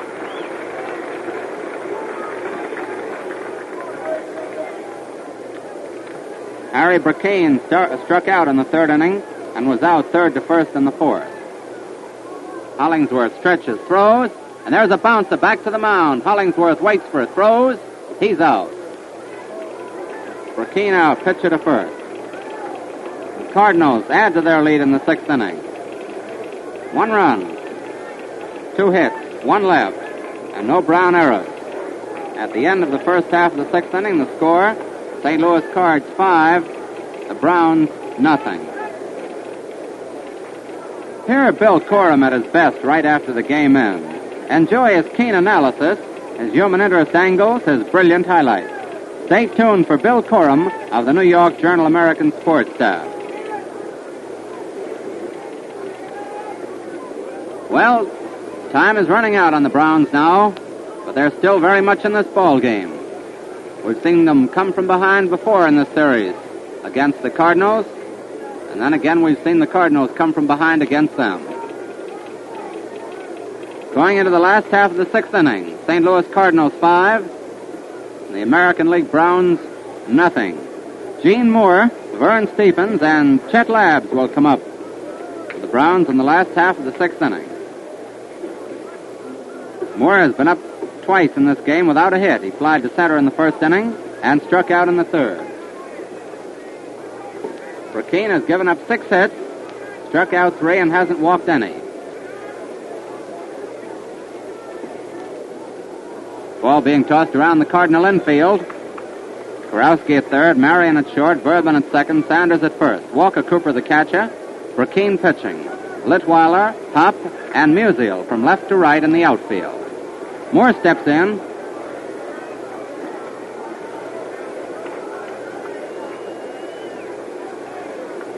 Moore has 4 hits in the series and 14 trips to the plate. Here's the pitch. A left-handed batter. He takes the first one for ball 1, just a little bit high. 1-0. 1 ball, no strikes. Stevens on deck. Moore keeps pumping that bat. Burkeen whips it in. And it's a foul bunt. Moore tried to bunt, running with it, and fouled it back. 1 strike, 1-1. New baseball tossed out by plate umpire George Pipgrass of the American League. Burkeen's ready. 1 ball, 1 strike on the batter, Gene Moore. There's the pitch. Outside, very fast ball. Outside, though, for ball 2 and strike 1. 2-1. Crowd sitting anxiously on the edge of the seats. Here it comes. He swings and drives a long one deep out into center field. Johnny Hopp goes back and takes it over his head for an out.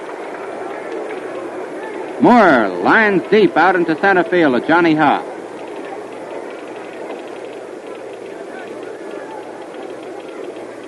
Moore was robbed of a hit by Hopp in the first inning. And Johnny made a circus catch out there.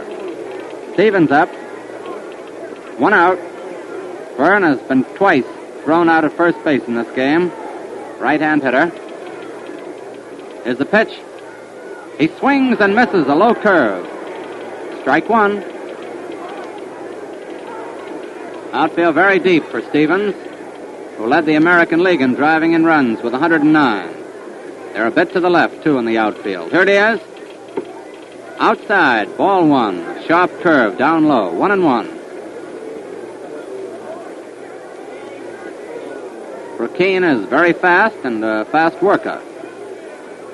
There's the pitch. There's a high pop-up going out into center field. Hopp is waiting for it, moves around under it, and takes it. Stephens flies out to center, 2 out, both going out the same way. Chet Labs coming up. Labs flied to left in the second, single to center in the fourth. There's 2 home runs. Last Sunday each, coming with Mike Krivich on base, beat the Yankees and won the pennant for the Browns. 2 out, nobody on. 5-0 in favor of the Cardinals. Last half of the 6th inning. Burkeen winds up, throws, curve inside, ball 1. 1-0. Burkeen comes in to talk to plate umpire Pipgrass. At least he came halfway in. Now he's going back to the rubber. 1 ball, no strikes.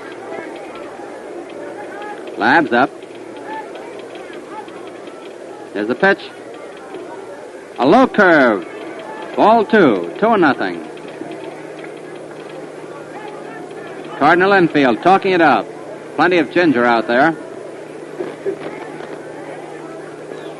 Burkeen in his motion. Here it is. Labs swings. There's a line drive headed out to left. Litweiler comes in. Can't get it. Labs is rounding first. He's trying for second. He's going in. He's safe. A line drive headed out into left field. Litweiler tried to make a shoestring catch. Deflected the ball. It got away from him. It's a 2-base hit.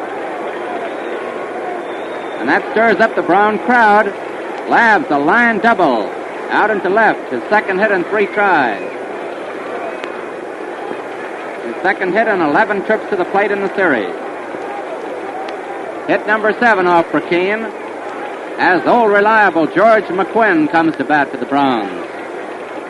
McQuinn singled to left in the second and was out pitcher to first in the fourth. Here it is. A curve outside, ball 1, 1-0.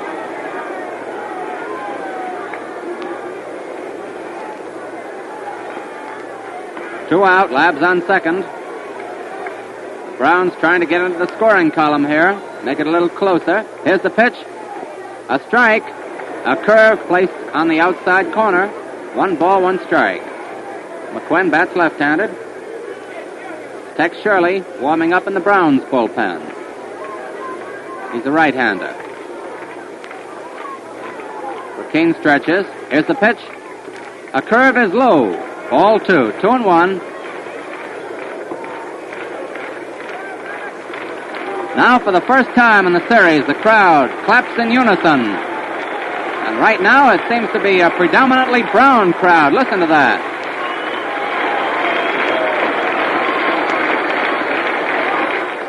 Two out, man on second.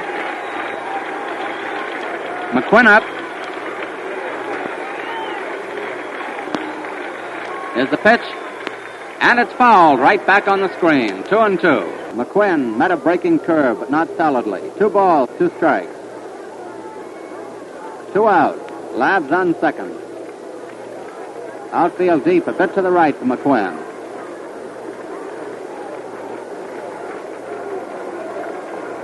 Now Burkina is taking plenty of time, rubbing up a new ball. He tries the rosin bag.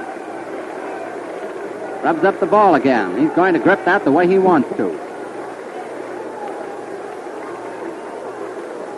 Already, Labs on second, 2 out, McQuinn up with a 2-2 count. Burkina gets the sign from Big Walker Cooper. This is an important pitch. He stretches. Here it is. He swings and fouls it down at home plate, right down in the dirt. And the situation remains the same. McQuinn fouling it down in the dirt. 2-2. Score is the Cardinals 5, the Browns nothing. The Brownies, however, have a 1-game edge, 2-1. This is the 4th game of the 1944 World Series. Burkina looks in. All right, he's ready. McQuinn waits. Here's the pitch. It's fouled right back. Another sharp curveball, foul back on the screen. The count is 2-2.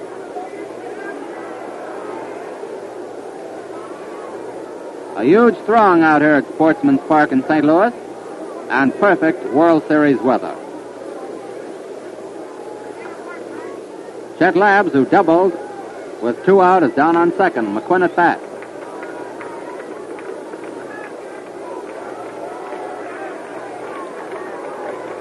Burkina gets the sign again. Labs has a sizable lead off second. Here's the pitch. High, ball 3. A full count now, 3-2. A fastball just over the shoulders.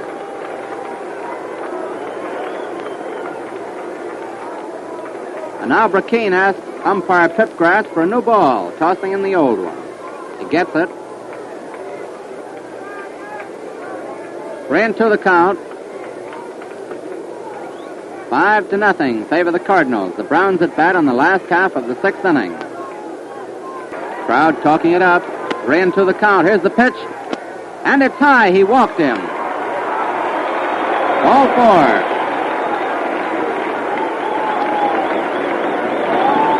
That is the first base on balls given up by Burkina, whose control up to this time has been perfect. Puts 2 Brownies on. Labs on second. McQuinn on first. Mark Chrisman up.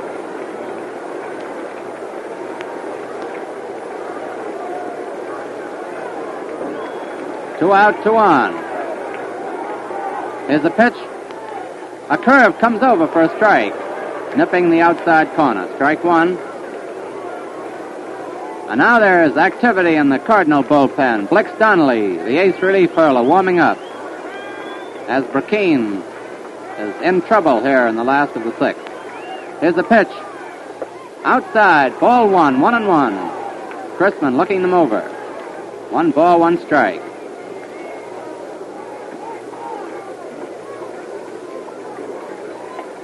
Two out, 2 on. Chrisman crowds the plate a little bit. Right-hand bat of the pitch. A ground ball down to third. Kurowski has it over to second. A force out, ending the inning.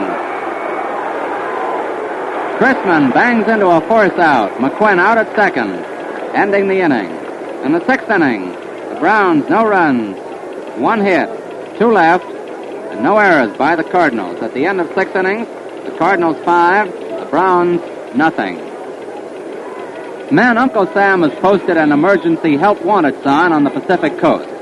Skilled and unskilled workers with certificates of availability are needed there immediately in the Navy yards, supply depots, and air stations.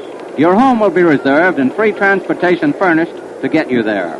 Good jobs are waiting for mechanics, foundrymen, electricians, steel workers, steam fitters, and many others. Wanted also are unskilled men and women. You'll have a hand in maintaining and supplying the ships and planes of our fighting Navy so that they can slug those Japs for keeps.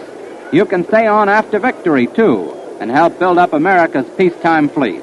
If you're a physically fit American citizen, not engaged in vital war work, get the facts right now at your nearest U.S. Employment Service office or from your civil service representative.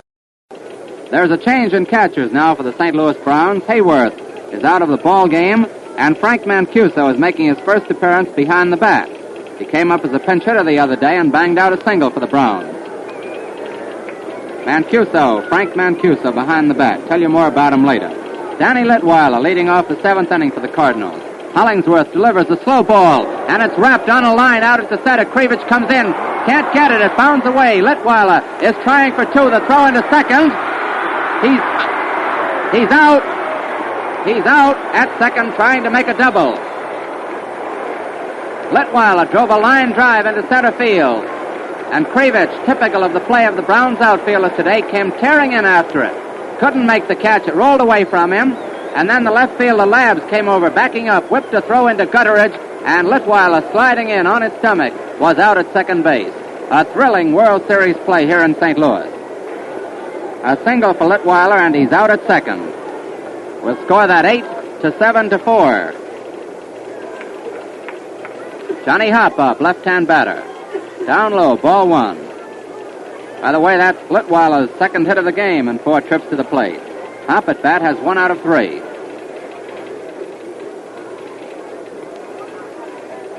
Hollingsworth winds up. Here it comes. And there's a line drive headed out towards left field. Labs comes in, can't get it. It's a single as he tosses it back in. Hopp gets his second hit in 4 trips to the plate. A single to left. That's 4 hits off Hollingsworth, 5 off Jakuki, who preceded him, 9 in all for the Cardinals. Musial up. Musial hit a home run, singled, and walked.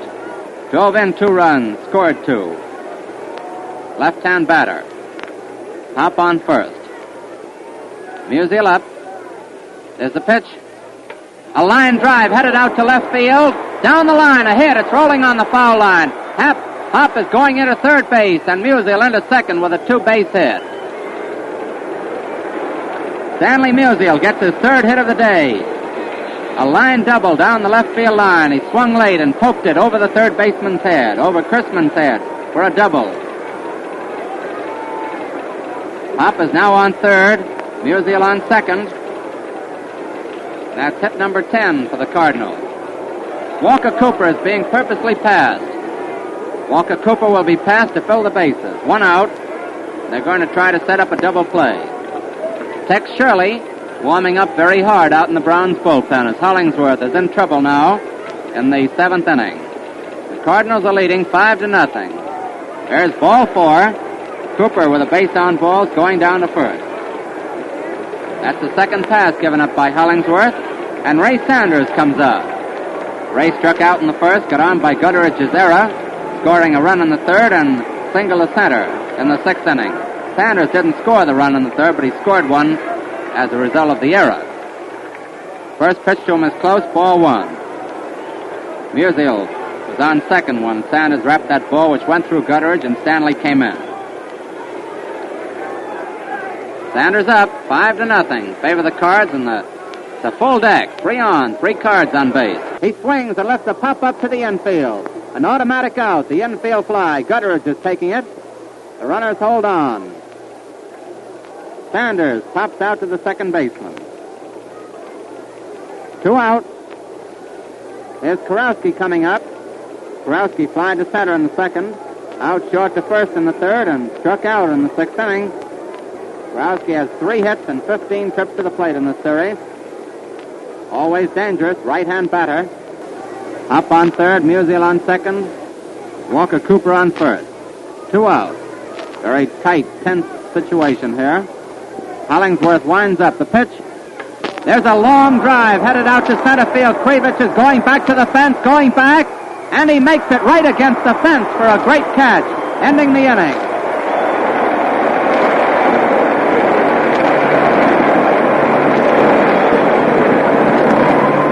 Mike Krevich, the never-say-die center fielder of the Browns, went tearing back to the center field fence, took the ball and crashed into the fence as Kurowski flied out with the bases filled.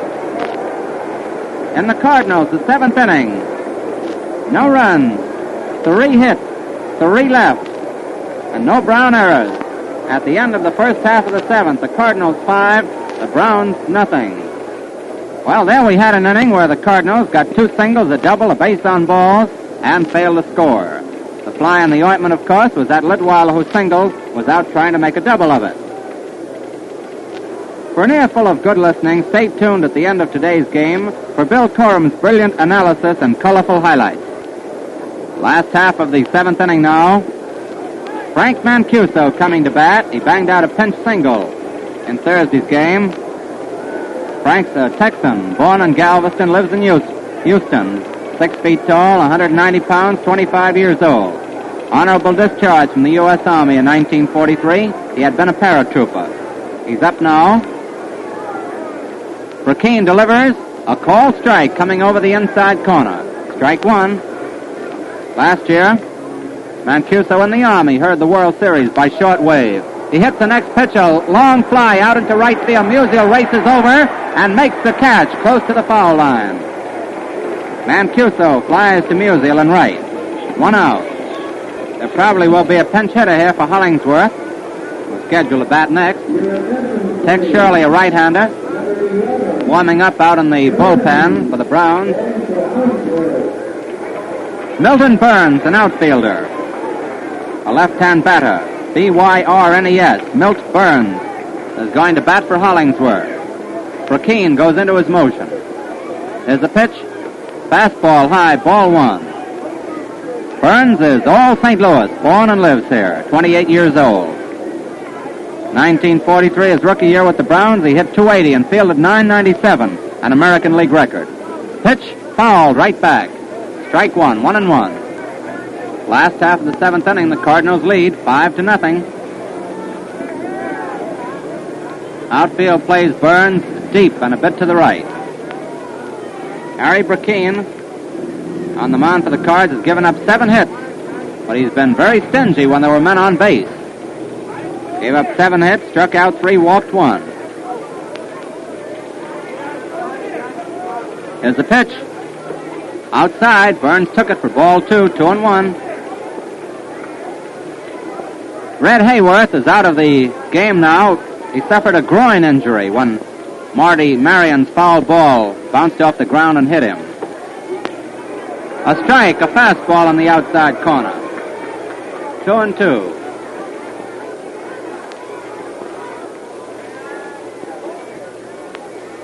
Walker Cooper gives the sign. Burkeen winds up. Here's the pitch. And it's too close. Ball 3. Full count now, 3-2. That last was a curveball that broke in on the batter under the handle of the bat. 3-2. There's the pitch. Outside, he walked him. Base on balls to Burns, the pinch hitter. Trotting down to first. And Don Gutteridge, who seems to have found his batting eye today, comes up. That's the second base on balls given out by Burkeen. That one to Burns. Gutteridge struck out in the first and then banged singles in the 3rd and 5th innings. 5-0, the Cards lead. 1 out in the last of the 7th. Harry stretches. Gutteridge waits. The pitch. Gutteridge drives a ground ball right to Kurowski. A throw to second. Out. Over to first. And the ball gets away from Sanders. But Gutteridge was down the line too far and has to stay at first. He made the turn to the right rather than to the left and could not advance on a throw by Verben, which went over Sanders' head, so there's no error on the play. Gutteridge banged a hard ground ball to Kurowski's left.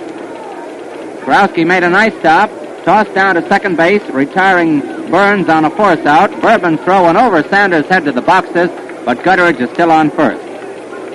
No error on the play. Mike Krivich up. Mike has 1 out of 3 today, a single. Cards lead 5-0, last of the 7th. The Browns lead in games 2-1. There's the pitch. A strike, a curveball coming down the middle. Strike 1. Krivich up, 1 out of 3 today. Gene Moore on deck. Burkeen stretches the pitch. He swings, bounces it back to the mound. Burkeen, the cat, has it. Throws him out. Krivich ends the inning, going out, pitcher to first. The Browns in the 7th, no runs. No hits, 1 left, and no Cardinal errors. At the end of the 7th inning, the score, the Cardinals 5, the Browns nothing. As Dutch Leonard put it a while ago, Gillette Brushless is the greatest speed merchant in the shaving league. Now, here's the reason it speeds shaving and makes it so much more comfortable. Gillette Brushless removes moisture-resisting oil from your stubble almost instantly. Thus, your whiskers quickly absorb the water you put on your face before applying the cream. Fans, it works like magic. In 2 shakes of a lamb's tail, every bristle is saturated and softened. Then your Gillette Blue Blade just skims your beard off cleanly and comfortably. When you're through shaving, rub in the cream that remains on your face. Instead of being dried out, taut, and red, your skin will feel soft, smooth, and refreshed. Ask your dealer for Gillette Brushless, the cream that speeds shaving and tones your skin. You pay only a quarter and get swell shaves. Alvis, Tex Shirley, S-H-I-R-L-E-Y, a right-hander, is coming in now to pitch for the St. Louis Browns. Jakuki started. He'll probably be the loser, or he will be the loser unless it's tied up, followed by Hollingsworth. Now it's Shirley, who won 5 and lost 4 during the season. Shirley was born in Birthright, Texas, which is probably why they call him Tex. He won 5 and lost 4 during the campaign. And now he prepares to pitch for the first man up for the Cardinals, Marty Marion. Shirley, a big right-hander, delivers outside for ball 1. Shirley is 6 feet 1, weighs 180 pounds, 26 years old. Marion up, he got a double the last time up, 1 out of 3 today. There's the pitch. A crossfire pitch for a strike. 1-1, 1 ball, 1 strike. Marion twice has bluffed a bunt, but he hasn't yet. Here it is, and it's driven foul down in the dirt, rolling near the Browns dugout. Strike 2, 1-2. Shirley goes into his motion. There's the pitch. Struck him out. Marion went down swinging on a fastball. 1 out. Emil Verben up. The attendance today, ladies and gentlemen, 35,455. The total receipts, $153,000. $153,678. Verben up. He's been up 3 times without a hit, although he's been hitting that ball hard. He swings and drives the grounder past Chrisman's glove. Stephens goes back, makes the catch of it, and then throws to first too late. Verben safe. It's a single. Verben bounced one high past Chrisman, who deflected it. Stephens went back, picked it up, whipped it to first, not in time. That's a hit for Verben. Here's Burkeen coming up.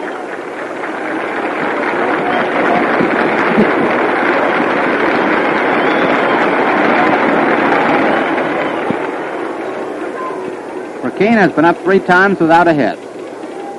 Left-hand batter. Chrisman, the third baseman, moves in for a bunt. Here's the pitch. He bunts it back to the mound. There's a throw to second. In time, over to first, not in time. A force out at second. Burkeen bunted back to the mound. Shirley making a good play. Whipped a throw down to Stephens.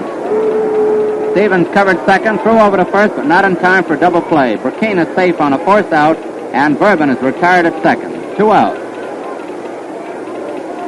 Litweiler up. He's got 2 out of 4 today. Right-hand batter.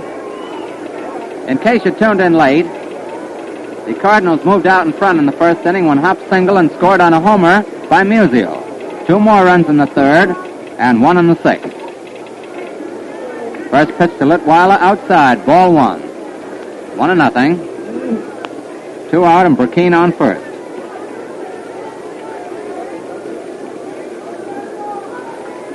Litweiler bats right-handed. Here's the pitch. Fouled right back. Strike, 1-1. 1 ball, 1 strike.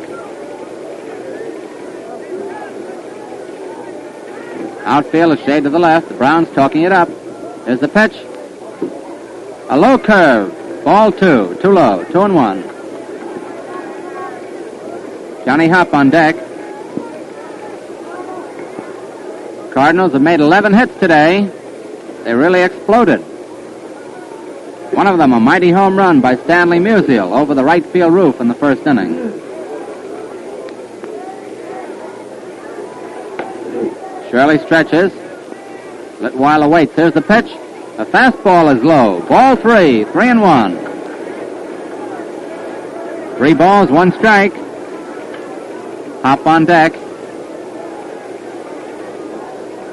Here's the pitch. And it's outside. Ball 4. He walked him. Litweiler on first. Burkeen on second. And Johnny Hopp at bat. Johnny singled and scored a run ahead of Musial in the first inning. Struck out in the third, flied out in the fifth, and singled again in the seventh. The left-hand batter. Stanley Musial on deck. 2 on, 2 out. Shirley delivers. Too close. Ball 1. 1-0.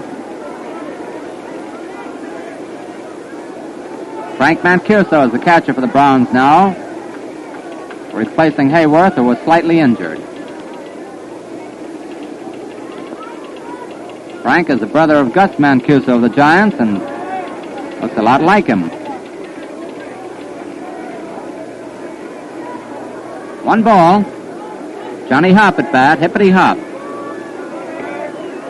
2 out. Men on first and second. Shirley delivers. And it's high. Ball 2. 2-0.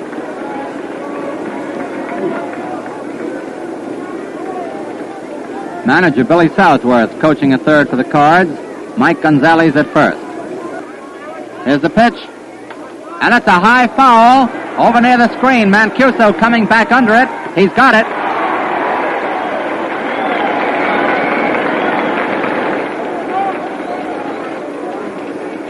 Hopp ends the inning by fouling out to Mancuso, the catcher. In the Cardinal 8th inning, no runs, 1 hit, 2 left, and no errors by the Browns. At the end of the first half of the 8th inning, the Cardinals 5, the Browns nothing. Listen to Bill Corum when he talks it over at the end of today's game. You'll enjoy his analysis and highlights. Stay tuned for Bill Corum.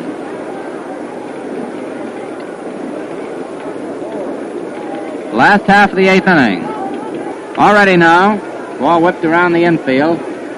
9 Cardinals have been left on so far. 5 in the last 2 innings. Moore up, left-hand batter. The Brown crowd starting to stir things up again.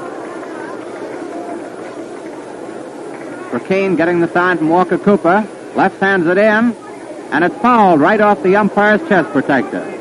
Big George Pipgrass wearing that chest protector. Strike 1. They're handy gadgets when those fouls come back.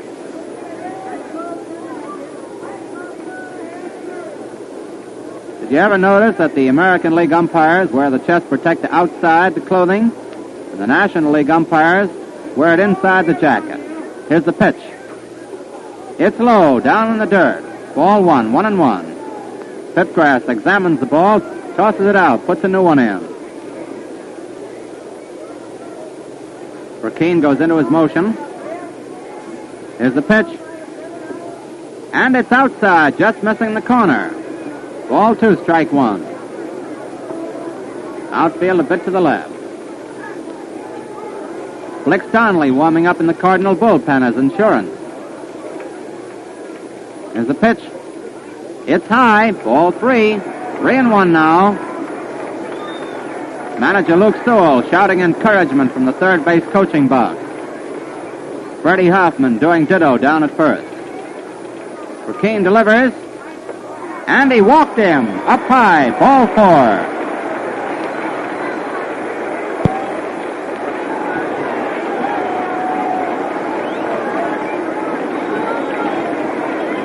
Stevens up.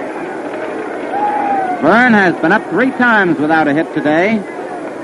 Moore is on first, and Donnelly is throwing harder in the Cardinal bullpen. Burkeen stretches. Here's the pitch. It's outside. Ball 1. Now the crowd is catching the excitement, talking it up, shouting, yelling. 1-0. Harry stretches. Verne waits. Here's the pitch. He swings and fouls it in the stands back of first base. Strike, 1-1.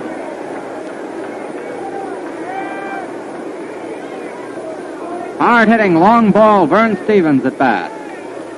Led the American League with 109 runs batted in during the late campaign. And playing a powerful game at short in this series. Here's the pitch. And there's a long drive headed out to right field. Musial backs up to the fence. It bounces off the screen. It's a hit. Going into third base is Moore, but Stevens pounces on first for a single.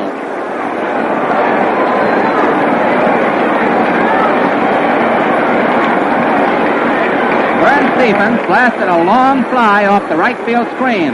Musial waited for it to come down and ripped a rifle throw into second base. Moore going to third, and Stevens was held on first by Musial's great throw. Men on first and third, nobody out, and here's Chet Labbs, who today flied to left, singled and doubled. Donnelly warming up hard out in the bullpen. Labbs up. Now the crowd's really active. Listen to them.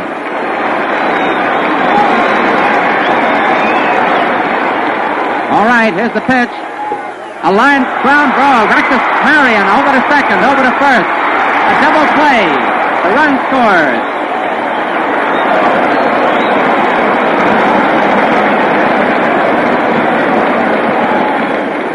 Once again, the greatest fielding shortstop in baseball today comes through in the clutch.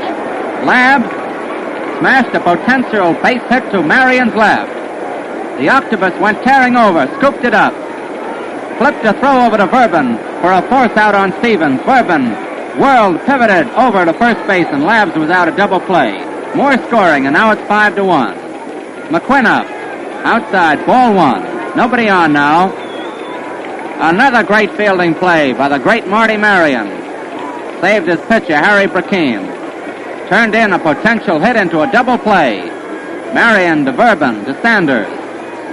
Stevens out at second, Labbs out at first. Quick as a flash. 2 out now, nobody on, McQuinn up. 1 ball on him. McQuinn bats left-handed. Harry goes into his motion. Here's the pitch, and there's a ground ball back to short. Marion has it, throws, he's out. McQuinn out, short to first. And the Browns in the 8th inning break into the scoring column. 1 run, 1 hit, none left, and no errors by the Cardinals. At the end of the 8th inning, the score is the Cardinals 5, the Browns 1. This World Series broadcast comes to you with the best wishes of the folks at Shaving Headquarters, who tell you frankly that ordinary water is what takes the argument out of tough whiskers and makes shaving easier. There's the reason Gillette Lather Shaving Cream is such a thorough, fast-acting beard softener, and the favorite among men who want good-looking, comfortable shaves. Gillette Cream absorbs abundant moisture as a sponge does and releases it freely, saturating every bristle. The lather stays damp on your face, keeping the stubble soft while you shave. You get slick, refreshing shaves and save money, too. Gillette Shaving Cream actually produces up to 4 times as much lather as most other brands. Yes, I said 4 times, which is the difference between 2 bits and a whole buck. So ask for Gillette Lather Shaving Cream, a quarter, and save plenty. This is Don Dunphy back at Sportsman's Park, St. Louis. The 9th inning of the 4th game of the World Series of 1944 coming up. The Cardinals leading the Browns 5-1 in all St. Louis series. Stanley Musial, and they haven't gotten him out yet, is coming up for the Cards. A home run in the first, a single and a run scored in the third, a walk in the fifth, and a double in the seventh for Stanley. Shirley throws, the curve inside, ball one.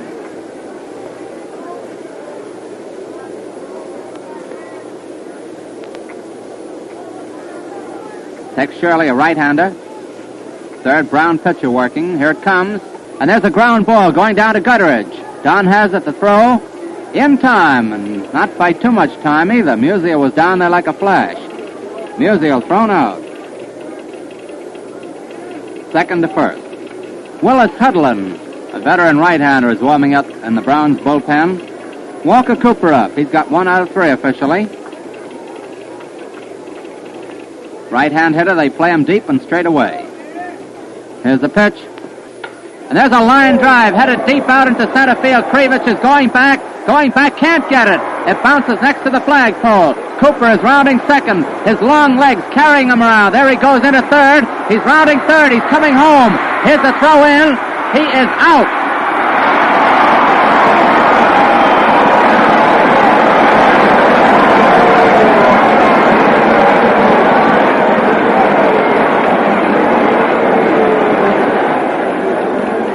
Walker Cooper got the best hit of the series. A line drive over Krivich's head to the flagpole in center field, but he's out, trying for a home run on it. The final peg to get him out was thrown in by Stevens, and Cooper was out, standing up by about 10 feet at home plate. The second out. Sanders up. There's a strike, a fastball on the inside corner.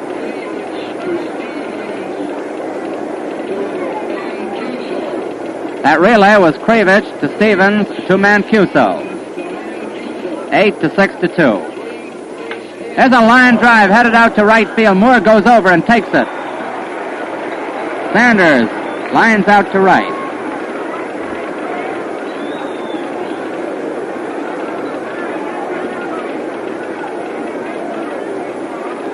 The Cardinals in the ninth inning. No runs, 1 hit, none left, no Brown errors. As we go into the last half of the ninth inning, it's the Cardinals 5, the Browns 1. And manager Billy Southworth, as he comes in, motions out to the Cardinal bullpen to Sylvester Blix Donnelly to keep ready. Stay tuned, fans, for Bill Corum and his colorful highlights of today's game right after the contest.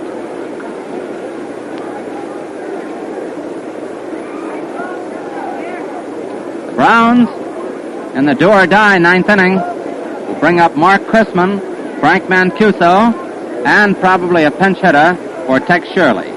Harry Brackeen, working for the Cardinals, has given up 1 run, 8 hits, struck out 3 and walked 3.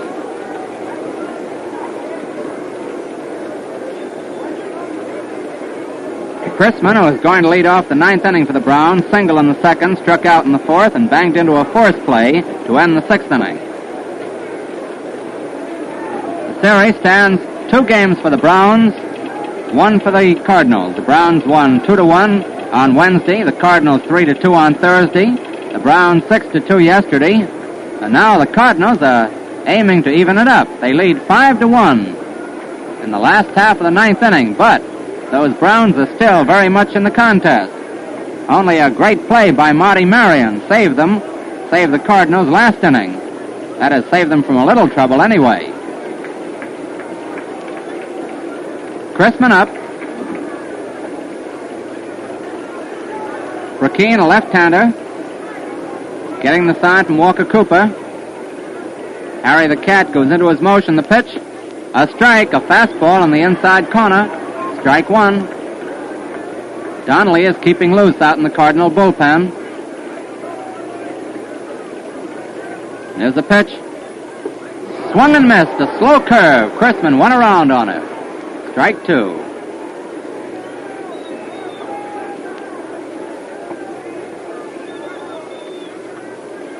Here it is.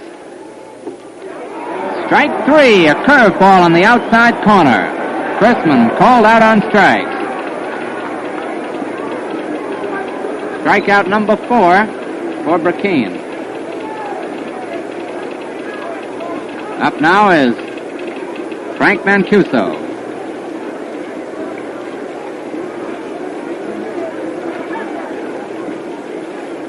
Frank flied to right in the 7th inning. He's been up twice in the series as a pinch hit single. 1 out of 2 for him. Right-hand batter. The pitch. And there's a line drive headed out to left field. It's a hit. Litweiler goes over, takes it on a big hop, tosses it back in. A single for Mancuso. 2 out of 3 in the series for him. He's hitting .666 now. Turner is coming up to bat. Tom Turner. Born in Custer, Oklahoma, now lives in Peoria, Arizona. Scotch-Irish lad. He's just a half inch over 6 feet tall, weighs 205 pounds, is 28 years old. The Browns got him from the White Sox in July of this year, his 5th year in the majors. 1 out, 1 on. Turner up. Here's the pitch. A strike, a fastball on the outside corner. Strike 1. Ray Sanders keeping Mancuso pretty close to first. 1 out, 1 on, 1 strike on the batter. Burkeen throws, and there's a fly ball going out into center field. Hopp is coming in very fast, shields his eyes and takes it. Mancuso stays on first. Turner, pinch hitter, flies out to center. 2 out. Now the hopes of the Browns rest with Don Gutteridge, who today has 2 hits and 4 trips to the plate. 3 hits in all in the series. The Browns are fighting it out to the very last. Gutteridge up, Krivich on deck. They've come from behind with 2 out before. But that Burkeen out there is pretty stout-hearted for the Cardinals. He's going to pitch till that arm falls off if he has to. Harry stretches. Here's the pitch. It's low, ball 1. 1-0. Mancuso on first, 2 out, and the Cardinals leading the Browns 5-1. There it is. Outside. Ball 2, 2-0. 2 balls, no strikes. Donnelly is still warming up rather leisurely out in the Cardinal bullpen. There's the pitch. Outside. Ball 3. And that stirs up the crowd again. 3-0 on Gutteridge. Mancuso on first. The Browns have used 3 catchers today. Their full allotment of them. 2 behind the bat, 1 is a pinch hitter. Now it's 3-0 on Gutteridge. Here it is. A strike, a fastball on the outside corner. 3 balls, 1 strike. And now Gutteridge looks down at manager Luke Sewell, coaching at third for a hit or take sign. 3-1 the count. Mancuso on first. Here's the pitch. Low, he walked him. Ball 4.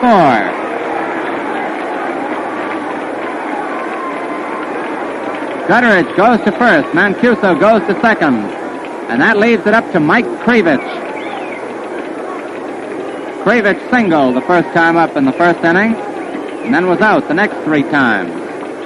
Slide to left, line to the first baseman, and was out, pitcher to first. Already.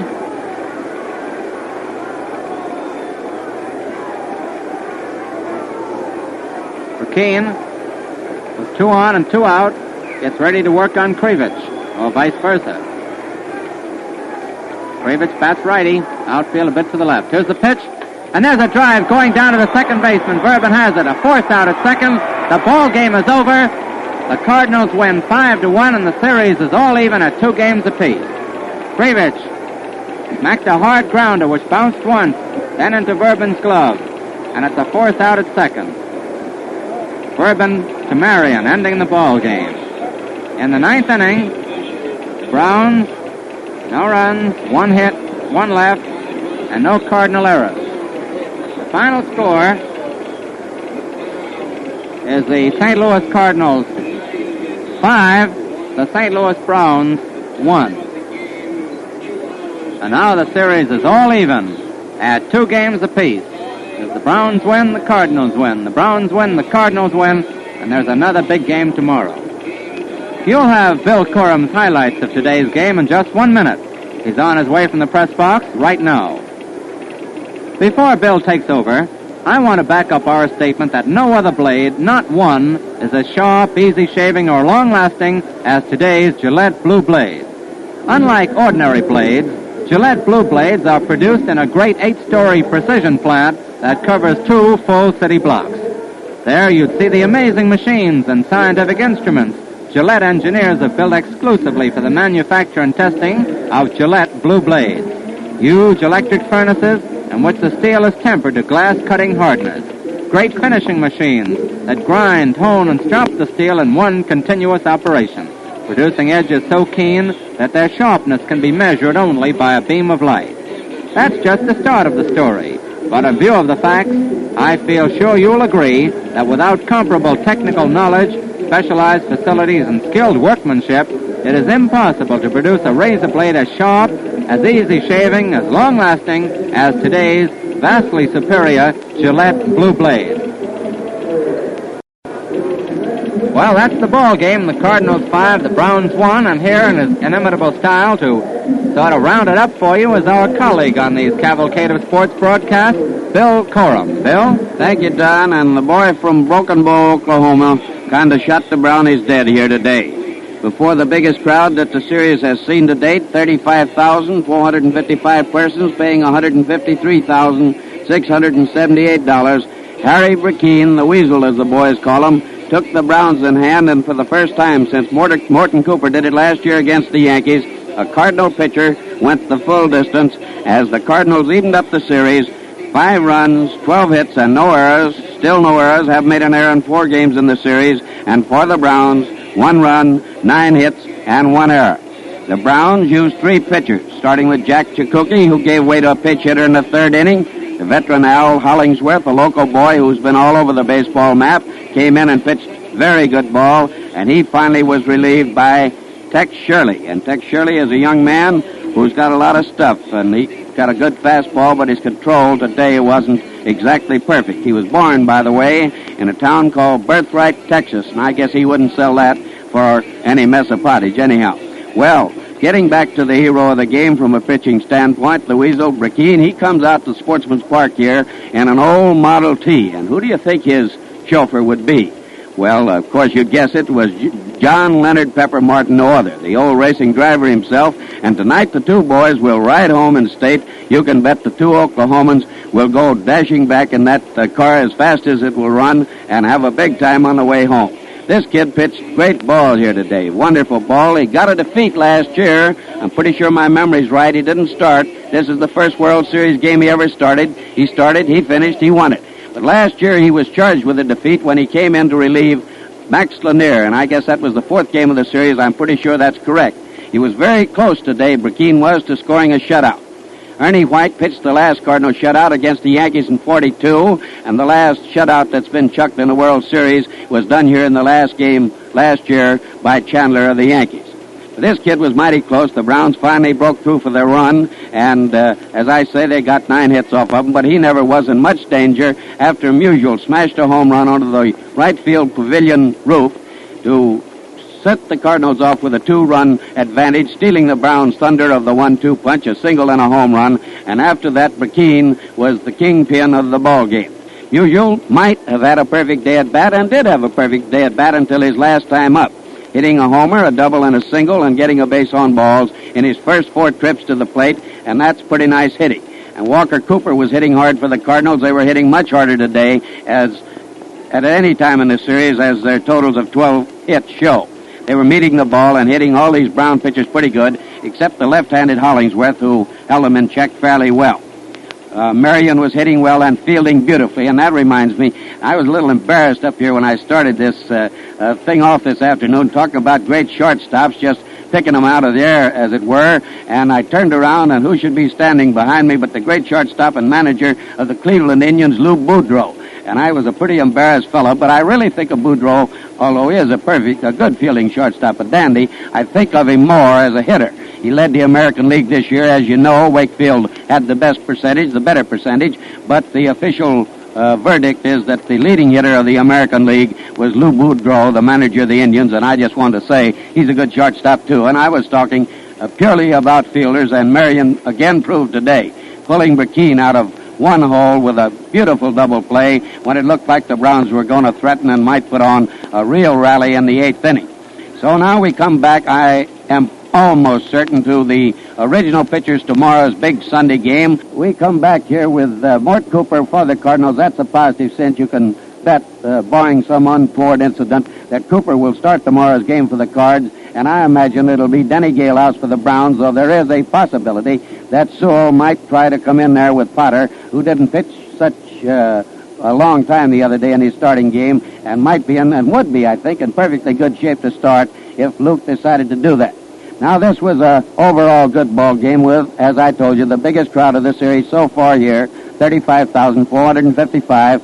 Played again in perfect weather, and clean and fair and no wrangling, and okay in every way.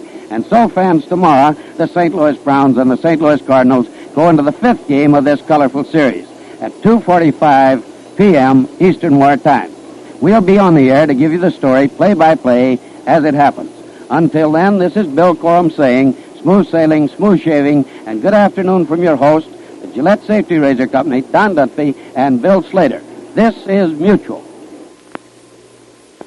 This is WGN, the voice of the people, Chicago 11.